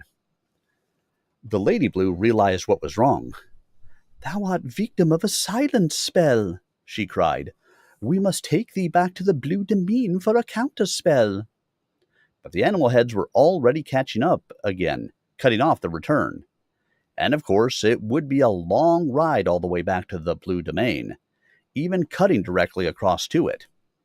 Their only avenue of escape at the moment was north, deeper into the jungle. The steeds plunged on, but the vegetation thickened. Now grasping plants occurred, reaching thorny branches toward them, opening green, jaw-like processes. This jungle was coming alive, at the time when Style had lost his power. A single spell could quell every plant, but he could not utter that spell. The Lady Blue exclaimed as vines twined about her body. Her steed had to halt, lest she be drawn off. Then the vines attacked Hin Blue's legs, seeking to anchor the horse to the ground. Style nudged Clip. The unicorn charged back. His horn touched the vines, and they writhed out of the way, repelled by the counter-magic. Meanwhile, Style used his sword to chop at the nether vines, freeing the horse. The weapon normally carried by men in Fays was the rapier, but Style felt more comfortable with the broadsword, and now the cutting edge was useful indeed. There was a renewed baying of animal heads, catching up yet again. Style's party moved forward once more. The plants got worse. Tree branches dropped down to bar their way, dangling poisonous-looking moss. Style cut the moss away with his sword, clearing the path for the lady and steeds. Ichor from the moss soon covered the blade, turning it gray-green. The stuff reeked with a pungent odor, almost like dragon's blood. Style did not like this at all. Yet he had to keep hacking the encroaching growth away, afraid to let any of the party get caught. At last, the sounds of pursuit diminished. The animal heads had been foiled by this vicious jungle too, but the trees, bushes, and brambles had closed in behind, forming a virtually impenetrable barrier. Style's sword was already stained and pitted under the ichor, and holes were appearing in his clothing where drops had splattered. He didn't want to hack through any more of this. Clip blew a musical note. Style dismounted, and the unicorn phased into the hawk and flew up. The sky was the one open route. The Lady Blue also dismounted and came to him. "Mayhap I can help thee," she offered. She laid her hands on his throat, and their healing power warmed skin and muscle deep inside. But the silence was not any constriction in his throat, but a cloud of non-sound that surrounded him. He could not be healed because he wasn't ill. The spell itself had to be abated, somehow. "Mayhap a potion?" the lady mused, fishing in her purse. But none of the elixirs she had with her seemed promising, and she did not want to expend them uselessly. "Clip may find something," she said hopefully. "From the air, more can be seen." The jungle was not being idle, however. Plants were visibly growing toward them. This time they were ugly, jointed things, with great brown thorns hooked at each juncture. These things were structured to engage a retreating form, and not to disengage. They looked as if they had hollow points. Bloodsuckers, surely. Style brought out his knife and sawed off the nearest thorn stem, severing it with difficulty. The fiber was like cable. By the time he completed the cut, Several other tendrils were approaching his boots. He had to draw his sword again, hacking the fibers apart by brute force, clearing a circle around the lady and horse. He had almost forgotten how formidable nature could be for those who lacked the convenience of magic. It was a reminder in perspective, not that that helped much at the moment.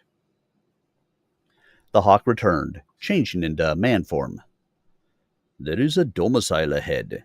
The land is clear around it," Clip reported. "An old man lives there, a hermit by his look. Mayhap he will guide us out, can we but reach him. Or we can follow the curtain. It passes through that clearing. I have scouted the most direct approach to the curtain.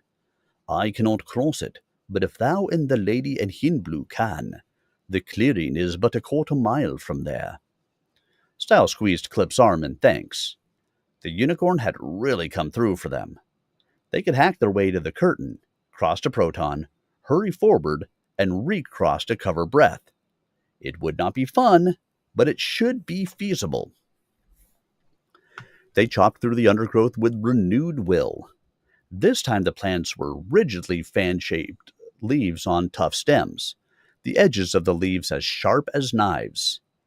They did not move to intercept people, but they were extraordinarily difficult to clear from the path because the stems were almost inaccessible behind the leaves. When Style reached under to sever one stem, the leaves of another plant were in the way. If he sliced through anyway, he risked brushing the knife edges along his wrist or forearm.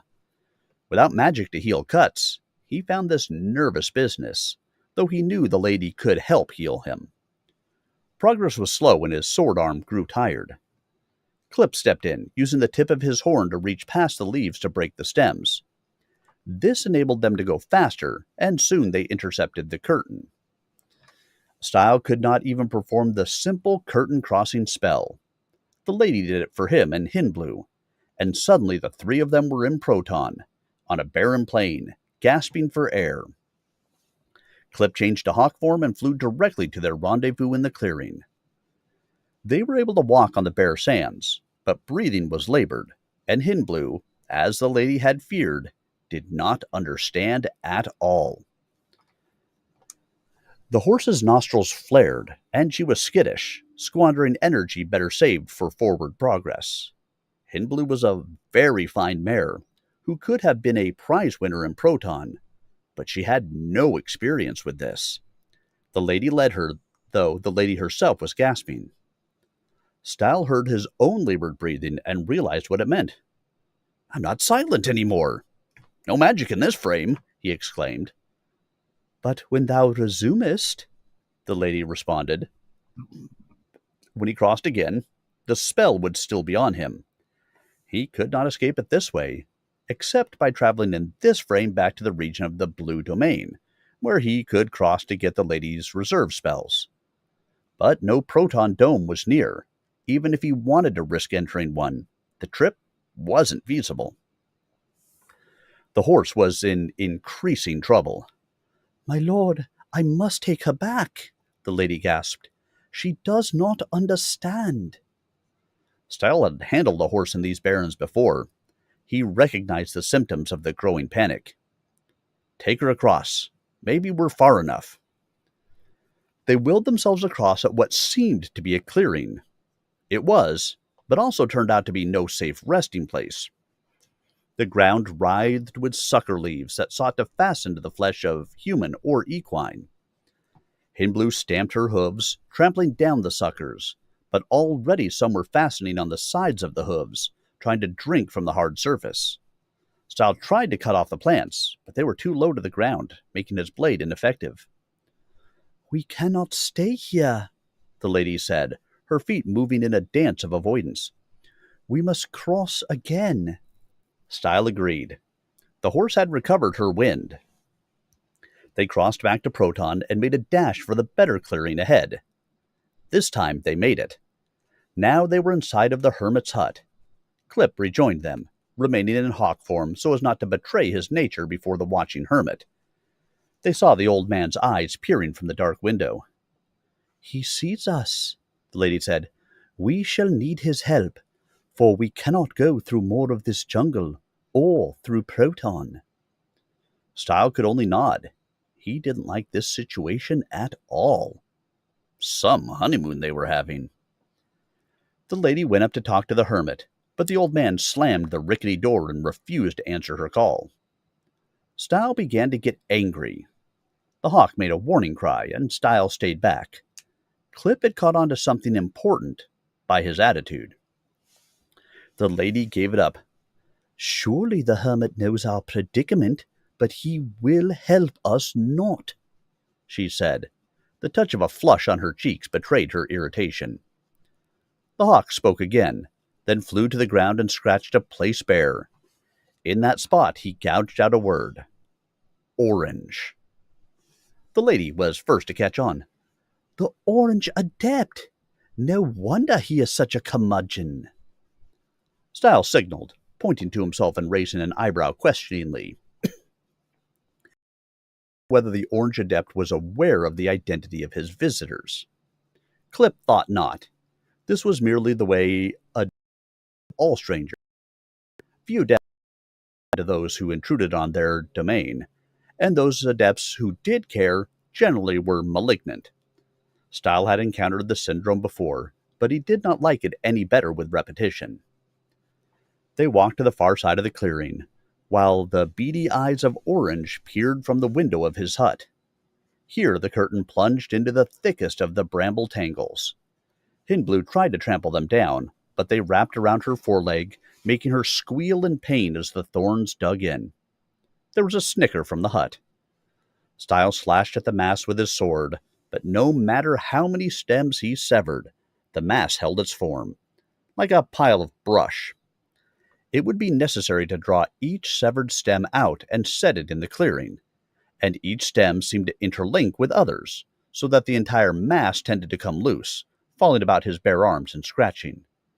The hermit sniggered, enjoying this.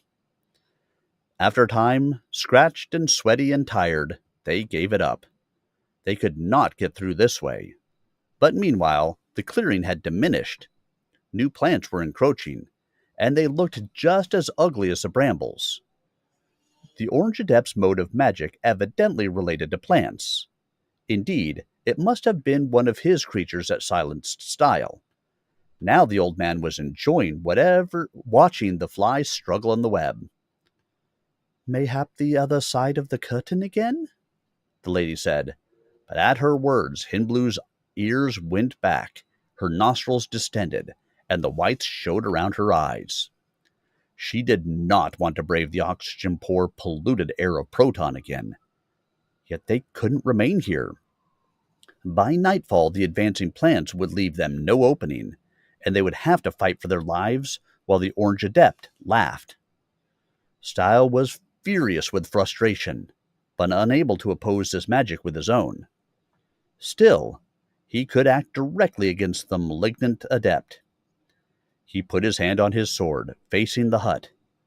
Nay, my love, the lady cautioned. There are worse plants than these, and surely they protect him. We must not approach him. She was right. Style had to contain his rage. Clip flew up and away, searching for some way out. The lady calmed Hinblue. One thing about the Lady Blue, she did not let her lose her nerve in a crisis. She was in all respects an admirable woman, his ideal and his beloved. Before Style let her suffer, he would charge the hut and menace the adept with his sword, heedless of whatever plants might make their hideous presence known. But first, he would wait for Clip, hoping the unicorn would be able to help. The sun descended inexorably, and the plants continued to close in. Some were like giant vines, with flowers that resembled the orifices of carnivorous worms. Transparent sap beaded in those throats and drooled from the nether petals like saliva. The sword should stop these, but what would happen when darkness closed? Style did not want to fight these plants at night. Clip returned. He landed behind the lady so that he could not be seen from the hut, and changed to man form. I may have found help, he reported, but he seemed dubious. "Out with it, Corn," the lady snapped. "I saw no way out of this garden of tortures. It is miles thick." "So I searched for other creatures who might assist, but found only a lone traveling troll." "A troll?" the lady cried, distraught. "No help there." She was tolerant of many creatures, but hated trolls, for a tribe of them had once tried to ravish her. Style knew that his alternate self, the former Blue Adept, had had a bad altercation with trolls who had massacred his whole home village and been in turn massacred by him. "Yet this one seems different," Cliff continued. "He travels by day, which is unusual. He was voluminously swathed in black cloth, so that no sunlight might touch him, but I knew his nature by his outline." He wrinkled his nose. "And by smell." Trolls tended to have a dank earth ambiance. "Why should a troll travel by day?" the lady asked, intrigued despite her revulsion. "They are horrors of the night, turning to stone in sunlight." "Precisely. So I inquired, expecting an insult. But he said he was in quest of the Blue Adept, to whom he owes a favor." Clip shrugged in seeming wonder. Style looked askance at this. He had had no commerce with trolls. "That's what he said," Clip continued. "I was skeptical, fearing more mischief, but mindful of thy plight, I investigated." "What favour canst thine ilk do for the likes of the Adept?" I inquired politely. And quoth he, "I am to bring him to a plant this night." And quoth I, "How can an Adept trust a monster like thee?" And quoth he spared me in my youth, and him I owe the favour of a life, mine or his. He may kill me if he wishes, or follow me to the plant. Only then will part of mine onus be acquitted. And I said, "He cannot be reached at the moment." And he said, "Needs must I go to him now, for only tonight can the first part of my debt be abated." And I said, "Enough!" the lady cried in exasperation. "I know him now. This is the troll my lord spared a score of years ago. Perhaps that one, of all his ilk, can be trusted. But how can he get here?" "I was just telling thee," the unicorn replied, hurt. "I said, How canst thou pass an impassable barrier of thorns?' And he said he was a troll, skilled at tunneling, like all his kind." "Tunneling," the lady exclaimed, her face illuminating. "It will take time, for rock is hard, but he promised to be here by midnight." By midnight? Could they hold out against the encroaching plants until then? They would have to. It was a mean, harrowing interim, but they held out. At the crack of midnight, the ground shuddered, and the grotesque head of the troll emerged into the wan moonlight, casting two shadows. The big eyes blinked. "The night is painfully bright," the creature complained. "This is True the Troll," Clip introduced. "And this is the Blue Adept, who does not deign to address thee at this time. Lead him to thy plant." The troll sank back into the earth. Style followed, finding a fresh tunnel large enough for hands and knees. The lady came last. Clip shifted back to his natural form and stood with Hinblue, defending against the plants. If Style did not recover his power and return in time to help them, only the unicorn would survive. The tunnel continued interminably, winding about to avoid the giant roots of trees and buried boulders. Stripped of his magic, Style began to feel claustrophobic. If there were a cave-in, what spell could he make? But he had to trust the troll, the one his other self had spared, long before Style came to phase. For this creature felt he had a debt to the Blue Adept, and Style now held that office. He could try to explain the distinction between himself and his dead other self to the troll, but doubted this would matter. What used to inform Truel that he had come too late, that the one who had spared him was already gone? Better let the troll discharge his debt and be free.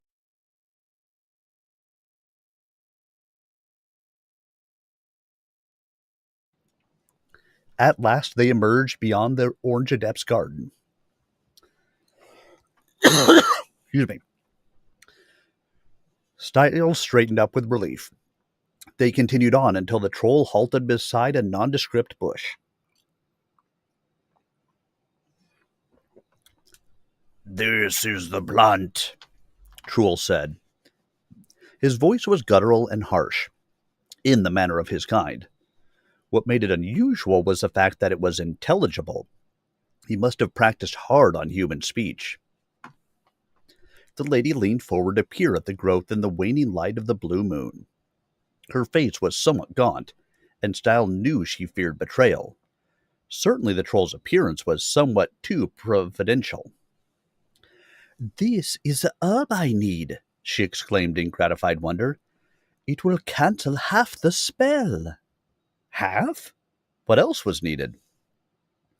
"The touch of the horn of a unicorn," she said, understanding his thought. So he could not be cured until they returned to Clip. His magic would have to wait. He could not use it to facilitate things now. The lady took the leaves she needed and thanked the troll a bit diffidently. Truel, perhaps unaware of the cause of her mixed feelings, shrugged and departed, his deed done. They started the trip back to the Orange Domain. It was no more pleasant traversing the tunnel the second time, but at least the route was familiar. Dawn was approaching as Style finally felt the end and poked his head up through the surface of the ground, only to find it overgrown with vines. Were they too late? He wrestled his broadsword out and round and began slashing and sawing. The plants, attacked from below, capitulated quickly, and soon Style and the lady stood in their own little hacked-out clearing. He heard grunts and thumps in the direction of the hermit's hut. The yellow moon was now out, showing two equine figures backed against the hut wall, still fighting off the encroaching foliage. Perhaps the plants were less active at night, unable to grow as fast without sunlight, or maybe the Orange Adept was saving the finale for morning, when he could see better. At any rate, the end was not quite yet. Style hacked a path across the writhing mass of vegetation, the lady following and tidying things up with her knife. As the sun broke across the eastern horizon, they reached the equines. Hinblue was sweating and bleeding from numerous scratches, and was so tired she hardly seemed able to stay on her feet. Clip was better off, but obviously worn. His horns swung in short, vicious arcs to intercept each reaching tendril. There was very little room left for the two of them. Soon the press of plants and their own fatigue would overwhelm them. And the Orange Adept peered out of his window, grinning as if at an exhibition. This was his private arena, his personal entertainment, and he was enjoying it immensely. Style experienced a flare of primal rage. Now it was the lady's turn to act. "Take these leaves," she told Style, giving him the branch she had taken from the troll's bush. "Clip, thy horn, please." The unicorn paused in his combat with the foliage. Guided by the lady, he touched his horn to the leaves in Style's hands. Style felt something ease, as if he had been released from an ugly threat. He heard his own breathing. "I thank thee," he said. Then he did a double take. "Hey, I can speak." "Do thou speak some suitable spell," the lady suggested, nipping off a reaching tendril with her small knife. Quickly, Style summoned a general-purpose spell from his repertoire. "All save me in stasis be," he sang. He had not taken the time to coalesce his magic force with preliminary music, so the spell was not fully effective, but its impact was nevertheless considerable. The aggressive plants stopped advancing, and Styles' three companions stood stunned. Only the Orange Adept proved immune. His head swiveled to cover Style. "What's this?" the man demanded querulously. "Foreign magic in my own domain." Now Style let out his long accumulating wrath. Oath, didst know not against whom thou didst practice thy foul enchantment? "I know not and care not, peasant," Orange snapped, sneering. Then learn, thou arrogant lout, Style cried. He took his harmonica, played a few savage bars to summon his power, then sang, Let every single spellbound plant against its master rave and rant. Instantly there was chaos. The magic plants rotated on their stems, reorienting on the Orange Adept. Now the tendrils reached toward the hut, ignoring the visiting party. "Hey!" Orange screamed, outraged, but a thorny tendril twined about his hand, causing him to divert his attentions to immediacies. Style made a subspell, nullifying the remaining stasis spell, and Equines and Lady returned to animation. Style and the Lady mounted their steeds, and Style made a spell to heal and invigorate them. Then they rode out through the vicious plants, which ignored this party in their eagerness to close on the hut.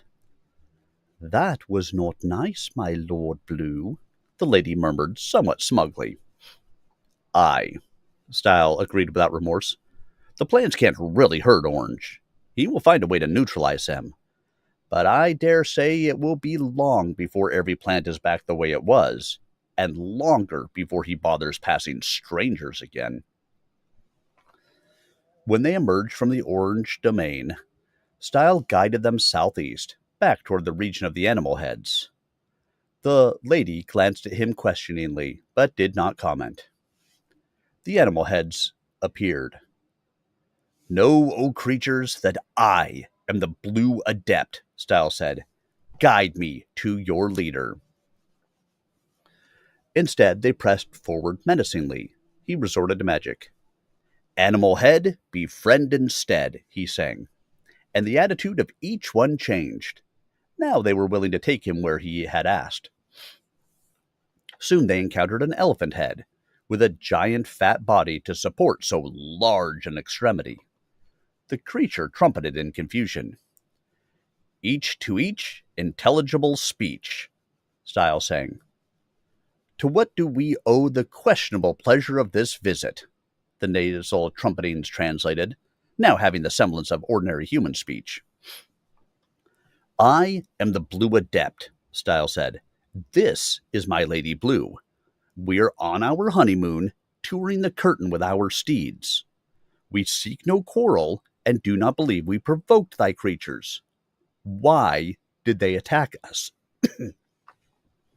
The elephant head considered, his trunk twisting uncertainly. He was evidently loath to answer, but also wary of openly defying an adept. "We sent a person to inquire of the oracle. After the shaking of the mountains alarmed us, hard times may be coming to phase, and we are concerned about survival." So are we, Style said. But we understand we have a safe fortnight for our pleasure journey to the West Pole, and thereafter the Lady Blue will have time to bear my son. So the end of phase is not quite yet. But why should you interfere with us? "The oracle advised us that if we permitted a man riding a unicorn to pass our domain, half our number would perish within the month." Suddenly the attitude of the animal heads made sense. The oracle claims I am a threat to thy kind? Style said incredulously. I have no intention of harming thy creatures. "The oracle did not say thou hast intent, only the consequence of thy passage." Let me meet the bearer of this message. A snakehead came forward, rendered intelligible by Style's spell. She repeated the message. "Let pass the man on corn, and half will die within the month." The Lady Blue's brow furrowed. This is an either-or message, usually. Can it be a true oracle? The oracle is always correct, The elephant head said. But just let me check the messenger, Style said, catching on to the lady's suspicion. He faced the snakehead, played his harmonica, and sang, Lady Snakehead, tell me true what the oracle said to do. And she repeated, Let pass the man on corn, and half will die within the month. Prevent him, and in that period all will die. The elephant head gave a trumpet of amazement. Half the message? Why didst thou betray us so, snake? I knew not, she faltered. She was enchanted, the Lady Blue said, by someone who bore ill will to us all. The elephant head was chagrined. Who would do that? Ask first who could have done it, Style said. Only another adept, the elephant head said. We are enchanted creatures, resistant to ordinary magic. Else we would change our forms. Only adepts can play with our bodies or minds. So I suspected, Style said. I could not prevail against thy kind until I used my magic. Could this be the handiwork of the Orange Adept? Nay, he dislikes us as he dislikes all animate creatures, even himself. But he has no power over aught save plants. Still, a plant can affect a person, Style said, thinking of the silence spell that had so inconvenienced him. But when he used another spell to check what had happened to the snakehead, it showed her being intercepted by a weaselhead woman, seemingly her own kind, who drew a diagram in the dirt that made a flash of light. The White Adept, Style exclaimed. I know her mode of magic, and know she likes me not. We also do not get along with her, the elephant head agreed. We apologize to thee, Blue, for our misunderstanding. We shall not again attempt to do thee ill. Accepted, Style said. Let us part friends, and if we meet again, it shall be to help each other. Thou art generous. I like animals. Style did not see fit to remind the animal heads that they still stood to lose half their number soon. Real mischief was brewing, according to the prophecy. We like not adepts, but to thee we shall be friend. And so they parted on a positive note. Style and the lady proceeded north along the curtain. But they were tired. They had not slept the past night. When a suitable camping spot manifested, they camped.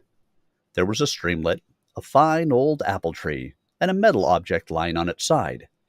It was about 6 feet in diameter, roughly cup-shaped, with a number of depressions on the outer surface, as if someone had dented it with small boulders. It seemed to be made entirely of silver. Anywhere except Faye's, it would have been phenomenally valuable. Here, of course, such artifacts could be conjured magically. A storm was rising. Would this be a good chamber in which to spend the day and night? Style inquired. It seems watertight. Clip glanced up from his grazing, blowing a single negative note. Style shrugged. The unicorn says no. Who am I to argue with such authority? And he conjured a suitable tent beside the metal structure. They slept in the shade of the tent while the equines grazed and slept on their feet and stood guard simultaneously. In the late afternoon, Style woke to an awful shuddering of the ground. He leaped out of the tent. Clip stood there in man form. If thou pleasest, Adept, make a flare above us in the sky that anyone can see. Style obeyed. Make a flare up there, he sang, pointing upward. It was like a rocket exploding in brilliant colors. The shuddering increased. A monstrous shape appeared, towering above the trees. Whirr! It bellowed. It was a female, human-formed giant, so big Style could not even estimate her height. "Tell her there," Clip said, indicating the metal structure. Style magicked a bright arrow in the sky, pointing toward the silver artifact. The giant saw this, followed the direction with her gaze, and leaned down to grasp the thing. Her near approach was harrowing. It seemed as if a building were falling on them, but the small party stood its ground. "My giant thimble!" the giantess exclaimed, lifting the tiny object into the sky. "My lost thimble! Who found it for me?" Style made skywriting. "Blue Adept," with an arrow pointing to himself. She squinted down from above the clouds. "I thank thee, Blue Adept," she boomed. "What favor may I return thee?"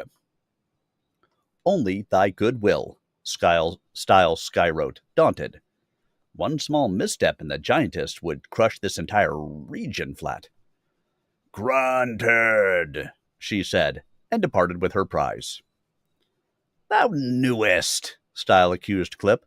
"A giantess' silver thimble, 6 feet across." "Giants are good people," Clip agreed smugly.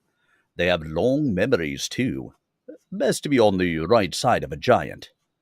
"I should think so," Style agreed. "And best not to sleep in a giant thimble." He conjured a modest repast for himself and the lady, and some grain to supplement the diet of the equines, since they had used so much of their strength the prior night. Then he and the lady returned to the tent for the night. As he drifted off to sleep the second time, it occurred to Style that Clip had been giving excellent service. Style's favorite was Nasa, his oath friend, but Clip was certainly a worthy substitute. He would have to ponder some favor to do the unicorn after this was over, as a suitable reward for such things as helping to save Style's life and dignity. It was hard to do favors for unicorns, because all of them were subject to the herd stallions. But perhaps Style could clear something with the unicorn hierarchy. In the morning, refreshed, they resumed the journey. The assorted interruptions had put them behind Style's schedule. Now they had to move along to reach the West Pole before he had to return to Proton. The curtain curved west through the land of the giants. To Style's relief, they encountered no more of the gigantic people. At noon they came to the ocean. "But the curtain goes right into the water," Style protested. "Of course. The West Pole is on an island," the lady said. "Conjure a boat." "But I want to follow the curtain where it touches land." Style had no special reason for this. He had merely envisioned walking along the curtain, not sailing. "Then conjure away the ocean," she said gaily. Instead, Style enchanted them so that the water became like air to them. They walked into the ocean as if passing through mist, the steeds stepping over the green-coated rocks of the bottom. Fish swam by, seemingly in midair. Seaweed waved and breezed like currents, always surprising Style since they seemed to lack sufficient support. Deep down, the light faded, so Style sang a spell of night vision, making things seem bright. Interesting how he could use his underwater speaking ability, which was the result of one spell, to make a new spell. Magic could be cumulative. Thus, it was possible to get around certain limitations and stages. It helped explain how one adept could kill another, indirectly, by modifying a message so that it caused animal heads to attack an adept and drive him into the domain of a hostile adept. Perhaps there were no real limits, only techniques of procedure. At the deepest level of the sea there was a stirring, and a merman appeared. "Lost thy way?" he inquired of Style. "We see not many fork-limbed creatures here." He was evidently possessed of the type of enchantment Style had employed to penetrate the water. It seemed there were natural principles of magic that came into play, whether by spell or by endowment. Style's understanding of phase was considerably expanding. I am the Blue Adept, Style said. This is my lady, and these are our steeds. We merely pass through, following the curtain, seeking no quarrel. Then permit us to guide thee, for there are traps for the unwary. The merman pointed ahead. Not far from here, a hungry sea serpent straddles the curtain. It cares not for the peaceful intent of travellers. I thank thee for thy concern, but we are on our honeymoon, and promised ourselves to travel the length of the curtain where possible, seeking the West Pole. We are late on our schedule and prefer not to detour. That serpent is fearsome, the merman warned. None of us dare go near it. Yet if that is thy will, we will not hinder thee. He swam off. See thou hast an apt spell ready, the lady advised, smiling, making the water brighten in her vicinity. Style reviewed the spells in his mind, and they rode on. He enjoyed the scenery here, so different from the normal land vistas. Clams of all sizes were waving their feeding nets in the water, and coral-like growths were spreading everywhere. A small yellow octopus eyed them, then noted the menacing unicorn horn and scurried hastily away on all tentacles, leaving a purple ink cloud behind. Style smiled. This was exactly the kind of honeymoon he liked. Then they arrived at the lair of the serpent. It was not impressive, merely a tunnel under piled stones. In a moment, the ugly snout of the serpent poked out. This creature was not large, as such monsters went. Probably one man would represent a sufficient meal for it, but there was no sense taking chances. Please freeze, Style sang, and the serpent went still. The freezing was not literal, for Style had willed only a temporary cessation of motions. His mind controlled the interpretation. They moved on past. A large, heavy net rose up about them and twined itself together overhead. Style reacted immediately, whipping out his sword and slashing at the strands. But the blade could not penetrate this net. Clip ran his horn through it, but again the material held. This net is magic, the lady said. The fibers are enchanted to be strong. So it seemed. The net itself was magically weighted, so that they could not lift it free of the sea floor, and it was impossible to cut or break. Style worked out a spell. Pesky net, be gone yet, he sang. But though color shimmered across the net's surface, the net remained intact. This is the handiwork of another adept, the lady said darkly. Thy power cancels out. In this adept's demean, thou canst not prevail. Maybe not directly, Style said. He was getting tired of running afoul of other adepts. But I can change us into little fishes and swim through the mesh and escape. Me thou canst change, she agreed.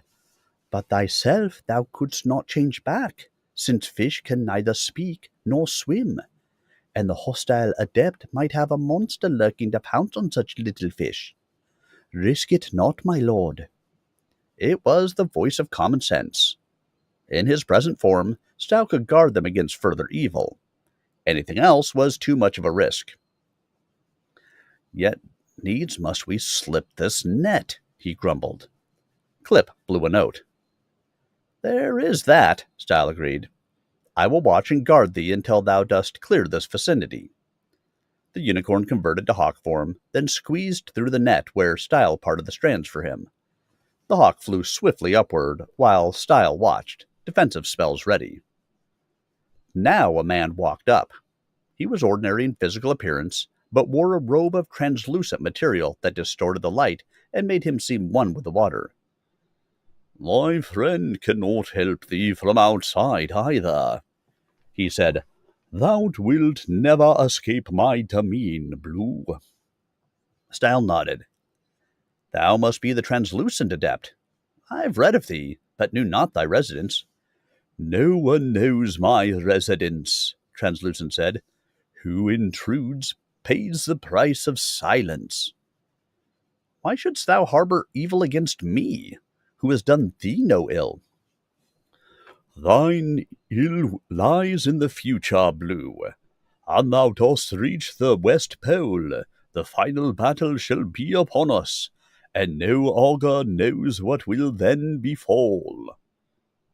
Dost thou mean to say thou hast had a hand in the mischief I have suffered? Style inquired.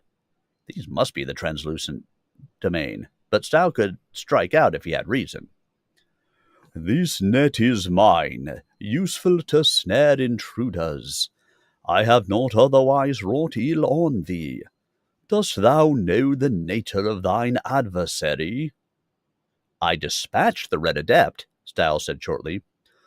Red was but another instrument, deluded by false interpretation of an oracle, as were the beast heads. Another trap was laid for thee near the Green Demesne, but Green wished not to be implicated, so he nullified it. Adepts bother not adepts without cause.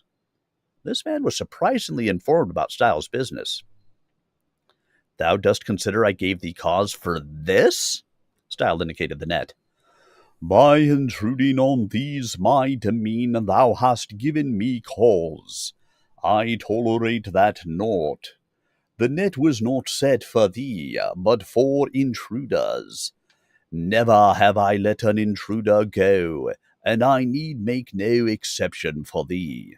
This does not implicate me in the conspiracy. Conspiracy? Since thou art not involved, not implicated, tell me who is. Obviously it is the oracle itself.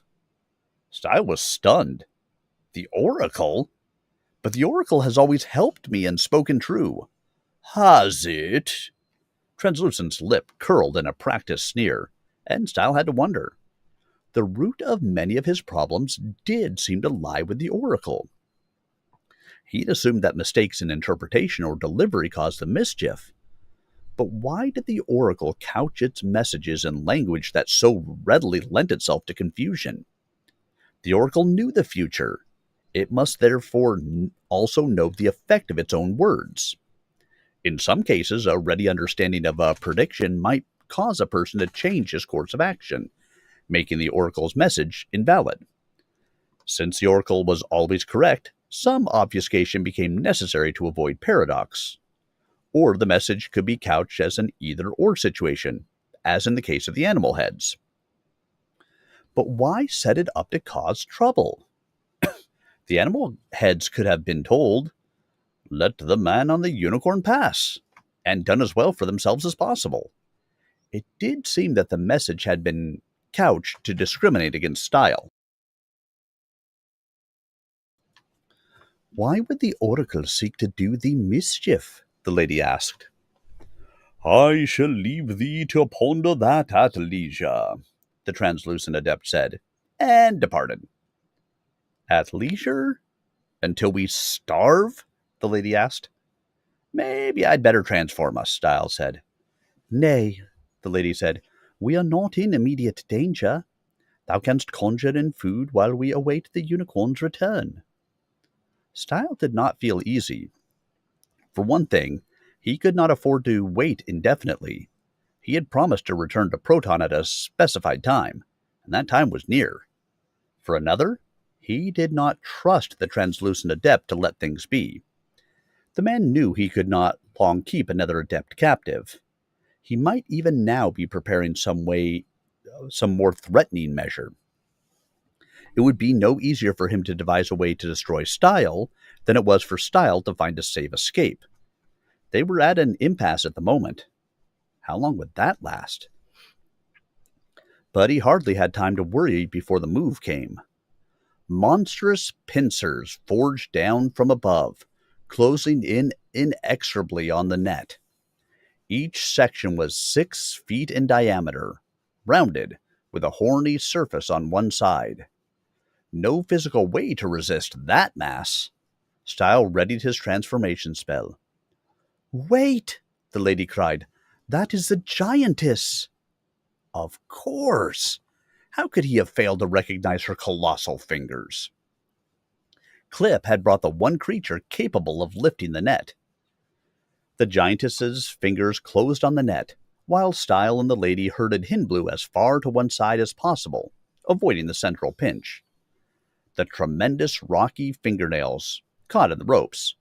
The hand lifted and the net came up. They were hauled up with it, through the water to the surface, and swung across to land. Now, too late, it occurred to Style that he could have done this himself, conjuring a skyhook to lift them all free. Or he might have summoned super-powerful cutting pincers to sever individual strands. Under the pressures of the moment, he had not been thinking well. He would have to school himself to perform better under magical pressure. Here, beyond the translucent domain, Style's magic could overcome the enchantment of the net directly. The strands melted and flowed into the sand, freeing them at last. "I thank thee, giantess," Style said, his voice booming through a conjured megaphone. "I owe thee for my thimble," she boomed back. "Thank thy friend for showing me the way." She turned and strode northeast, toward the domain of the giants. She hummed as she went, making it sound like distant thunder. Clip was there in natural form, having arrived unobtrusively. "I do thank thee, unicorn," Style said sincerely. "Again thou hast gotten me out of mischief. I would do thee some return favor." Clip shifted to man form. "My sister Nasa bid me look after thee in her stead. She loves thee, and I love her. Say no more, Adept." He shifted back. Style said no more. Clip was certainly fulfilling his corn mission. Most unicorns could not tolerate a human rider at all and had little use for adepts. Style had won the respect of the herd stallion, so was permitted to ride a unicorn. Yet Clip's service was more than that of a mere steed. No friend could have done more. There would have to be a repayment of some sort. He would continue to ponder the matter in off moments, seeking what was suitable. There was now the matter of the translucent adept. Style decided, with a certain inner regret, to let that be. He had intruded on the translucent domain, and the adept had not discriminated against him. Style had won sufficient victory by escaping the net. To attack another adept at this point would be to initiate trouble, rather than reacting to it. He looked ahead. They were on the island of the West Pole. It was pleasant enough, with deciduous trees scattered across gently rolling pasture. Small flowers bloomed randomly, and a number of shrubs bore fruit. A person could live fairly comfortably here without much labor. The curtain continued west. They followed it, and suddenly, 3 miles in from the beach, they were at the West Pole. It was marked by a big X on the ground. Style looked down at it. "That's it?" he asked, disappointed. "Didst thou expect perchance a palace?" the lady inquired with a smile. "Well, yes, or something spectacular. This X on the ground. How do we know this is really the spot?" "Because the curtains intersect here, my love." She stood on the X and pointed north-south with her arms. "Here is the other curtain. It proceeds at right angles." Style looked carefully. There it was, another curtain, like the first, crossing at the X. He spelled himself across, found himself on a barren elevation of Proton. Holding his breath, he strode to the east-west curtain and willed himself across. He was back in phase. The two curtains were similar, except for orientation. "And from here thou canst sight along them, to see that they are straight," the lady said. Style stood on the pole and sighted east. The line was absolutely straight. All the meanderings they had traveled now seemed to be distortions of the land of phase and the land of Proton. Interesting perspective. Curious as to how far this went, he conjured a powerful telescope, one based on the Macron principle, and oriented on the line again. It went straight for what might be thousands of miles, until the focus found the backside of a standing man. That man was holding an object to his eye. "Oh no!" Style exclaimed. "That's me!" And he kicked up one foot, verifying it. This line does not even acknowledge the curvature of the planet. Of course not, the lady said. Phase is flat. But Phase has the same geography as Proton, and Proton is a sphere. How can that be? Phase is magic. Proton is scientific. Style decided to let that wait for further thought. Another problem had occurred.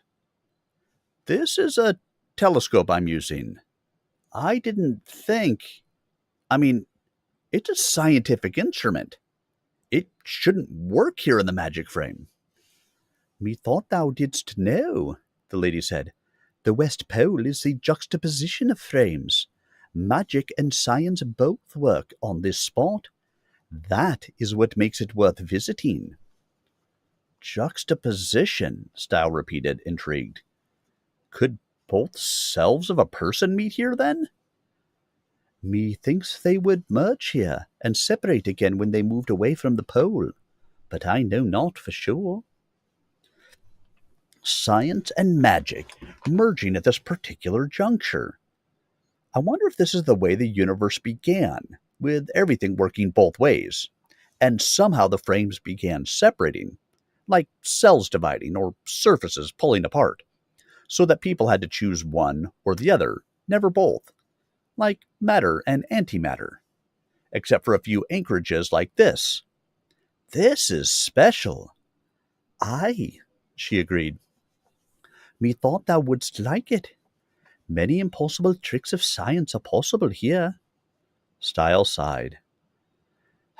Now we have reached our destination. Our time is up, our honeymoon over, and I must return to Proton for a stint of citizenship. Our time is not up, she said, merely held in abeyance. Our honeymoon will endure as long as we permit. Conjure me a small residence here, and I will await thy return. But the hostile signals, the dire warnings, suppose something should happen during mine absence. Methinks the hostility was directed more at thee than at me. I should be safe enough, but with Clip and Hinblue to guard me, I shall surely not want for protection. Still, I want to be sure, Style said, pacing a small circle around the pole.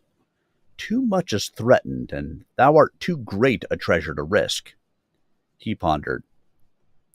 If the West Pole permits science, could I set up a holographic pickup and broadcast unit to reach me in Proton frame? Would it transmit thine image successfully? We can find out, she said. Style worked out a spell and conjured a standard Proton unit of the type used for projections originating outside the domes. He set it up and got it running. It could handle all that was visible from this point. Then he conjured an oxygen mask and crossed into barren Proton farther east, carrying a conjured receiver. It worked well enough. A globe formed in air, and he looked into it to see the view of whatever direction he faced.